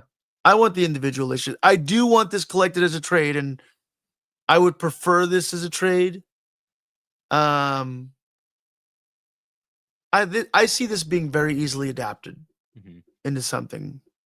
So I don't know. And I like Mikey Way. I'm curious enough to say I want to see how this story plays out as soon as possible. I don't necessarily want to wait, which is kind of, I guess, what I want. That's why I wanted it in trade. It's like, Mhm. I wish this would just be more of a, but you know, I'll let them kind of unfold the story as it should. Right. So I'll Yeah. pull it. Ty, pulling it? What's going Yeah. on? Yeah. You're an FCR guy. Yeah, honestly, as a collector, I would probably want the individual issues. It's funny enough because I'm still reading Paranoid Gardens, Yeah. and I think it's really cool too, especially with Dark Horse itself. They typically, except for Paranoid Gardens, now they do like 1 or 2 variant covers. Christmas 365 didn't have any variants that I'm aware of. Like I even looked on different websites to see if there was Oh, no. kind of variants. So I think exclusivity, I think I really would want the individual issues, but I would prefer it as a trade because it's probably something I would read every December. It's short enough where I can like, hey, this is a book that I read every this point in time of year. Yeah. One of my friends that worked at the comic book shop, she does the same thing. Like every, I think Christmas she'll read Saga and Descender. Oh, interesting. Mhm. Those are interesting books to do. And then I would do I forgot what book I used to do. I think it was like a Marvel book, but it was like a specific storyline. So this is definitely one of those books. What's interesting too with the trade, I know with most books they'll add like artworks or variant covers from other books. Yeah. Because this is one cover. I feel like there's more opportunities for them to do like fun little things like we saw the front cover where we saw the naughty and nice list. Like they could probably do little themes in that within the trade. So I think it'd be really fun for them to be a little bit more creative with the trade. Yeah. Have more room to play with, I guess. Yeah. A little bit more. Well, definitely gonna recommend this book. Definitely gonna recommend at least you picking up issue 1. Yeah. It's definitely something that should be added in your holiday list. Yeah, it's a good read. It's enjoyable. It is Yeah, enjoyable. like, It's funny. It's clever. humorous. Yeah. Yeah, it's very clever. If you can get behind your fear of snowmen. Yeah, I don't know. That's terrifying. It's really interesting though, because like you read this and it's not horror or anything like that. Really, I'm just but scared of the Michael Keaton Jack Frost. it did number on you, man. It Yeah. is. But there are scenes like that nutcracker at the edge. Oh. Really does, like, amplify. Gus really does amplify. Like, is this supposed to be Nah, like dude. horror? Like, There's like you said, it's just a bad omen after bad omen what he thinks is a good omen. The it's just finger water now, buddy thing for me. Fuck. It's just finger water now, buddy. It's like My gingerbread. it Yeah. took 30 minutes. I just like also just like the way because we both had to say this like who is he fucking talking to? Is it a therapist? How's it working out? Just the shot to him sitting on Santa's lap. I'm like, okay. This And it made sense once I saw it, but it was just also like really interesting because it's like the whole time like reading it, I'm like, man, did I read this out of order now? yeah. Yeah. Yeah, I'm like, okay, I get it. This is a comedy. Well, No. because he's in the laugh, and I'm like, no one's reacting. Like, oh yeah, the snowman, this guy over here. Yeah. Also, absolutely Sure. love. What are you doing? I also love that like they don't showcase his kids on Santa's lap at all. Oh yes. No. Just him with two really creeped out employees. Yeah, on the candy candy cane cane. and snowman. Yeah. Like this isn't worth minimum wage. This is not, it's not, man. I feel bad for those people. It's hilarious. I can understand the dad's frustration of like really an adult is doing what a kid should Yeah, be it's doing. like, come on, I would dude. be okay if it was the kid, but like I think if I was there and I was like waiting 30 minutes for a coffee, now waiting who knows how long for that Santa. Yeah. Yeah, like I would be upset with that father too. Like kudos to you, but come on. Yeah, I buddy. guess it's here on the other side. You're dipping your finger in my coffee. It's a fight. It's a fight. Yeah, sure. like dude, We're fighting. I'll fight. But my favorite's still like, don't thank you, Santa. I'll take care of this guy. Like you, like it's like the mob. Yeah. He's like, I got this. don't worry, Kingpin, I got this. Yeah, Total pro. great, great. This read. guy. This guy is a pro. Lastly, I guess I'm gonna reach out, but Arsenal Comics up in Newbury Park has their 10-year anniversary event with a slew of creators that are gonna be there on Saturday, I think starting at 11 a.m. I want to say Hannah Rose May from the Exorcism of 1600 book that we discussed. AJ Lee, I'm sorry, AJ Lee, that's her wrestling name. AJ Mendez and Amy Garcia are going to be there. Adam Rose of Huge Detective is going to be Yeah, I there. gotta pull it up. Patton Oswalt, Jordan Bloom, Josh Trujillo, who wrote this really awesome book that we picked up at what was that? What convention was that? Was that LA Comic Con? Which one? The Washington's Gay General. That was LA Comic Con. Yeah. Timmy, owner of Arsenal, is going to be there. Timmy's written many of different Archie books in his own right. He's a comic book writer in his own right. Scott Kolbish is going to be there. Bluey apparently is going to be there. I don't know. There's a special guest spotlight on Bluey. Wait, what? I don't know, man. Bluey. They're advertising Bluey is going to be there. If you are in that area, definitely check out Arsenal Comics 10-year anniversary celebration. That's definitely something to celebrate. 10 years in business. Really cool shop. Really cool guy running it. I'm gonna reach out to Timmy. We may be there. If we can be, if we're the official coverage, we'll be there if we can make that drive. But definitely, like I said, if you are even in LA, it's definitely worth making the drive. So check them out. Anything to plug, boys, before we wrap this up? We went 3 hours. This is the longest. This is the longest. You know, the second longest was also the first time that I. It's sat Tommy here. Jeff. He does it. Bro. Brings it out on us. It was wicked. It was wicked. We'll dice this up. We'll have all these discussions. We just need to keep me behind the. That's got to be controllers the and stuff. thumbnail, is us whispering it in TJ's ear. Like the Wicked poster. Like Let's do it. Let's do it. it should definitely be at least Ty whispering into TJ's ear. Or something like that. That's it. That's it. Cool. Anything else, Ty? Anything to promote? Tie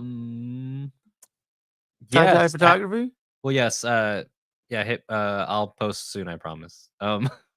December 14th. I know we talked about it in our chats. Also in LA, there is a free event. I'm trying to pull it up. It's here somewhere. Oh man, We talk a lot in our little group chat, which I love. we do. Oh, you said on the 7th? December 14th is a Halloween on Christmas market. So it's a free event with local vendors. Padawan Pins is going to be there, or Savvy the Slosher, I should say. Is that at where's it at? It's in LA. Oh, never mind. I'm so bad I didn't have this ready. It wasn't Well, you prepared. guys Google markets in LA, all right? Just- Check out Padawan Pins. I'm sure they probably have They it. probably posted it. What's their handle? Padawan Pins. There you go. Bam. Super simple. Padawan.pins. Hey, there's gonna be these things going on in this place. I got it open. next week. There we go. Halloween on Xmas, December 14th, Saturday from 1 to 8 p.m. It's a holiday experience. Terrifier, Santa photo op, Spiral Hill. Photo Oh, a op. little Art the Clown Santa. The Grinch is going to be there. Creator's Oh. Lair. It is free. Oh, So go get your tickets. Free parking too. I think. 333 Free South parking. Mission Road. Yeah, these are some of the vendors that are going to be there. So Backstitch shout out Bruja. them. Ball and Chain Coat. Barry Knott. Bronson Shop of Horror. Class of 96 collectibles. What's that mean? I don't know. You get collectibles from the class of '96. But there's Yeah, I Die guess Hard the- Tacos, and I don't know what that is, but I want Creepy it. Doll, Live Creepy, Made You Look Pins, Major Crime Division, My Ninth Life, Padawan Pins. I'm a sucker for pins. Mhm. May go to this thing just for the pins alone. It's free. I got 4 tickets, so the 4 of us can go. Shit. All right, so we may see you guys there at this thing. That's right. Is it? Cool. Cool. I think that's it. That's y'all. it. That's all she Go wrote. watch Jack Frost. Go watch your Christmas movie canon. Go watch Winnie the Pooh. Go watch Pooh, Blood, and Honey. It's out there. Don't. Little Mermaids, December 17th. I don't know. On your local streaming services. That's right. Paramount. In all seriousness, Creepy Commander. Oh, Christmas Creepy Commander. No. Well, from the time to time, each other blinking, and they all agree.